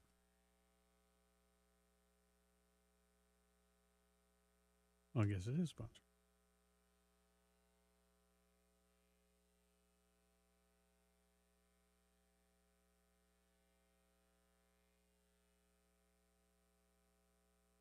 Okay, you can go. So on this date in 2021, we were all waiting with bated breath as it was Selection Sunday. Obviously, this year we don't have to wait so much. We know the Gamecocks are going into the NCAA tournament, the SEC tournament. You don't want to say it's a mere formality because you want to win if possible. And I do think the Gamecocks are capable of getting to that final Sunday of play. I don't know that I would trust them in a matchup with either Alabama or Kentucky. So you certainly want to come out swinging. Tonight it is Arkansas versus Vanderbilt to open things up. Winner will play Carolina in their first game tomorrow. Chris Phillips covers the league for his site, SEC Unfiltered. Chris, I've been saying all show long, I think Carolina fans should feel pretty good because both of these teams are very flawed in different ways. They are very capable of beating themselves. Vanderbilt is kind of lifeless on defense. Arkansas cannot stay out of foul trouble. I feel good. How do you feel about this game? Well, Dimitri, first things first, man, appreciate you having me on. It's great to hear your voice on the 107.5 The Game airwaves. Yeah, I would agree with you. I think you got to love South Carolina's opening matchup in the SEC tournament. Again, you look at these games tonight, and it feels like kind of the land of misfit toys. You know, Dimitri, admittedly, I was thinking about throwing some coin on some of the games tonight, and I'm like, who do you trust? You know what I mean? I know Vanderbilt just took down Florida over the weekend, and so they've got some momentum. And Arkansas of late has actually started playing some pretty solid basketball. But, I mean, both of them are extremely flawed, like you mentioned, so I think it's going to be a really interesting game tonight. But, you know, these are teams South Carolina's already beat. You know, I do think I will say that, you know, Arkansas could be somewhat dangerous because I think the one thing we've never questioned with them is the talent. Like, you know, they have just enough talent to mess around and do something silly and pull a couple of upsets and get a little bit further than many of us would expect. But, I mean, I think if you're the Gamecocks, man, you're in a great spot. You're a very confident group. You had a great season, obviously. I know it didn't end with an SEC title like most folks would have hoped, but still an incredible year. And I think South Carolina – you know, I think they're fully capable, Dimitri, of making it all the way to Championship Sunday. I think Auburn's the big hurdle for them. I just wonder, you know, I understand the last time they played them, it was at Neville Arena, and Auburn's a different beast there. But does playing on a neutral court make a 40-point difference, which is what the margin of defeat was last time? And I'm not quite sure that it does. But to your point, you know, Dimitri, you want to win as many as you can, but the luxury is this. There's no dramatics on Selection Sunday. Right. South Carolina is in. The Gamecocks are in the big dance, and that feels good to say. We talked to Jerry Palm from CBS this time yesterday, and I think he sort of walked away with the idea that the worst case scenario, let's say the winner of this game tonight ends up beating the Gamecocks by double digits. He thinks the worst case scenario is a 7 seed, which feels pretty good by comparison to where this team usually is this time of year. I was going to say, I think the last time the Gamecocks went to the tournament, they were a 7 seed, and I think it worked out pretty well that time. So whether it's a 5 seed, a 6 seed, or a 7, you know, I think Gamecock Nation is just thrilled to see what Lamont Paris has done in year 2 as they should be. Absolutely. We're talking to Chris Phillips. SEC Unfiltered is his website. Check it out right now. I think one of the things that you feel good about if you are a Carolina fan and you try to project forward, I know we're not supposed to do that. You mentioned Auburn. I would also throw Tennessee in there as very beatable for this reason. I think we have seen this in other tournaments in recent years. That top team that is playing for a 1 or 2 seed, they can really get caught looking ahead to the bigger tournament. And I think this Tennessee team is ripe to be picked off in that way. No doubt. And Dimitri, to your point, I mean, that's why I said I think Auburn's the big hurdle for South Carolina, because if they get past them, I mean, the Gamecocks have beaten everybody else, right? I know they didn't beat Alabama, but they're on the other side of the bracket. They wouldn't see them till the championship. And if you make it to that point, right, anything can happen. But, I mean, you know, they've slayed the giant that is Tennessee on their home floor, right? They've beaten Kentucky like a drum, I might add. So, you know, all of these teams, I mean, that's the beauty of it. I mean, I think really 1 through 5 could win this SEC tournament. You know, you start getting outside of that. Maybe Florida can make a run. Maybe Texas A&M, but they're so inconsistent. But, I mean, certainly, man, this is, you know, Dimitri, this tournament is just like all the other conference tournaments to where, and I say all the others, baseball specifically, to where if you're one of the top seeds, like, what do you really have to gain this week? Like, this week is more so built for the Mississippi States of the world, or the Texas A&Ms of the world, or, you know, the Georgias, or teams that are like on the bubble fighting for their postseason lives. So, you know, the SEC tournament's a great thing. It's a lot of fun, especially with the strides the SEC has taken on the hardwood. But really it serves more so, I think, for those middle of the pack or lower tier teams to like a Tennessee, who we know at this point is going to be a 1 seed. So you mentioned the two teams that I kind of have the most questions about of whether or not they are in terms of Mississippi State and Texas A&M. You're a betting man. I'm a betting man. How many teams right now, regardless of what happens in the SEC tournament, do you think are clearly in the NCAA tournament from this conference? Clearly in, I would probably go, if my math is correct and I'm counting who I should be counting, I think 8 is probably the number that are definitely in. Maybe it's 7. I might be overshooting a little bit. Because State and A&M definitely have work to do. I think State needs to win at least 1, and I think A&M needs to go on a bit of a run if we're being honest. But we'll say 7. I mean, I think the top 5 seeds are definitely in. Florida's in. And I'm going to say Mississippi State does get in. So maybe right now it would be 6.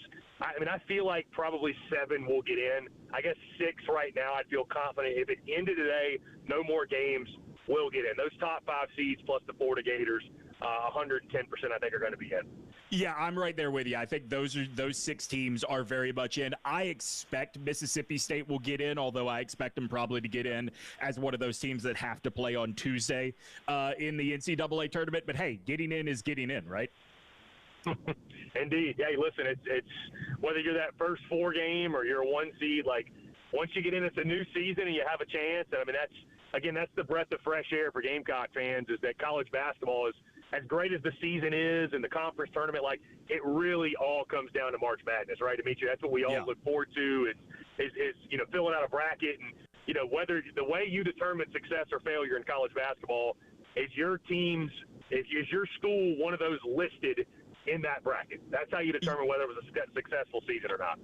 You can check out Chris Phillips at SEC Unfiltered across all social media and at secunfiltered.com. I've been talking about this a lot today, Chris, and I wanted to get your take on it. Obviously, there are going to be schools that are more invested in men's basketball than South Carolina are, that are looking for coaches at the end of this season. Louisville's a big one that jumps out. They are making a change. We know Ohio State is looking, and as we understand it, they do have interest in Lamont.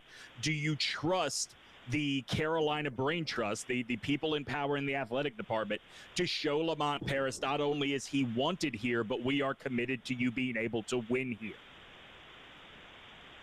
Dimitri, that's a great question, man. Do I trust the same group of people that completely botched Will Muschamp's contract and ended up owing him $18 million or $16 million or whatever it was? I mean, I want to say yes. I want to say yes, but we've seen, some mess ups before with early extensions and paying and what have you. I have to believe, though, the powers that be will be able to put their heads together and understand that they've got something special with Lamont Paris, and that, listen, here's the thing. I know some folks will question the passion, or like you mentioned, the commitment to excellence or the love for college basketball. We've seen this year, Dimitri, that if you have a product, South Carolina fans are going to show up, and they're as passionate and as loyal as any fan base in college basketball specifically. Like, Colonial Life Arena was packed out this season. You know what I mean? So I think that I understand football is always going to be king and baseball is kind of the crown jewel. But you look at what Dawn Staley's built, they sell out the arena. And you look at what Lamont Paris did this year. I think South Carolina has to, if they haven't already, change their mindset on college basketball that, hey, this can be a quote-unquote basketball school, right? It's never going to overtake football, but it can be a school where basketball is highly regarded, and they got their guy right now in place, Lamont Paris, to do it. So there.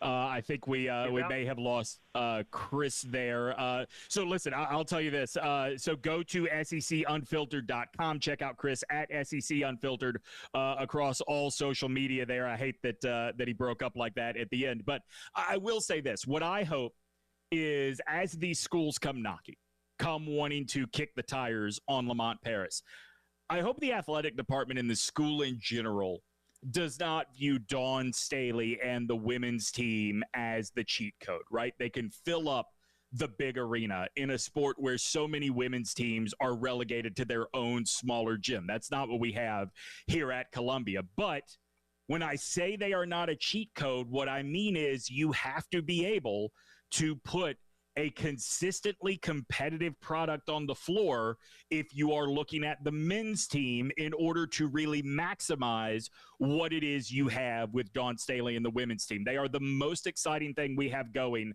amongst Carolina sports right now. Chris said that baseball is the crown jewel. They're not. Women's basketball is the crown jewel, but they deserve a supplement. Right, and the supplement is competitive men's basketball. I think Lamont Paris provides that. I think we talked about this earlier in the show when Tyler was with me. Not only does he provide it in terms of the X's and O's, but he is a very modern thinking coach that knows how to work the portal, and that matters more in basketball than in football in terms of being able to quickly turn around your fortunes. Just look at what has happened this year. We like to say that we want politics to stay out of sports, but do we have sports getting into politics? Really? Or are we just talking about another, hey, everybody, look at me moment for one of the NFL's most famous quarterbacks? We'll get into that next and wrap up the show. I'm Dimitri Ravanis in for Tyler and Terry today on 107.5 The Game and The Game Network. Yeah, his phone just dumped.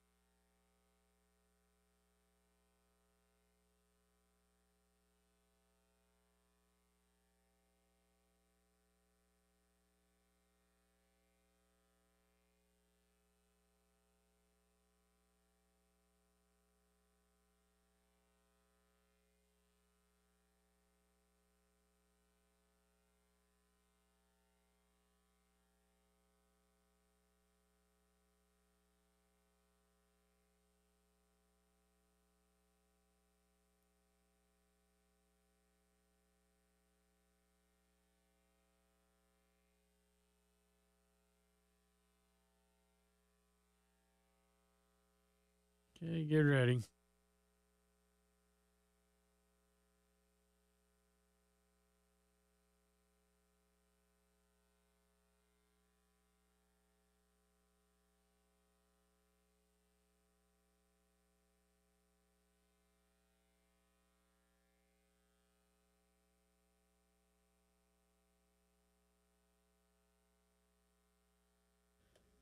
Okay. Well, Brian Hamilton of The Athletic reports that Louisville is looking to really shoot for the moon. That's his quote in terms of hiring a new head coach. Lamont Paris may not even be on their radar, according to this list that Brian Hamilton puts out. It looks like Scott Drew at Baylor and Chicago Bulls head coach, former Florida head coach, Billy Donovan. Are at the top of the wish list for Louisville. Looks like they want somebody that already has national championship credentials. Now we keep our eye on what happens at Ohio State before we can all breathe that sigh of relief with Lamont this offseason. I'm Dimitri Ravanis in for Tyler and Terry today. We're just about to put the wraps on the show, but I did not want to get out of here without talking about what is undeniably the strangest story to come out of the NFL yesterday. Amidst all of the signings and trades and roster bonuses, Cubs news that Aaron Rodgers might be a candidate for vice president of the United States. Rodgers loves a good conspiracy theory, particularly about the COVID vaccine, and you know who else does that as well? Robert F. Kennedy Jr., and he has said that he is considering the New York Jets quarterback as a strong contender to be his running mate. Now, I think we could all agree that RFK Jr. has next to zero shot of being the next president of the United States. So I don't think that New York Jets fans need to fret that Aaron Rodgers will not be available to them next season as he is out on the campaign trail. Honestly, if I'm a Jets fan at this point, I am worried that Aaron Rodgers will be available. Because, look, at this point, clearly the guy does not like football as much as he likes fame, and that's fine.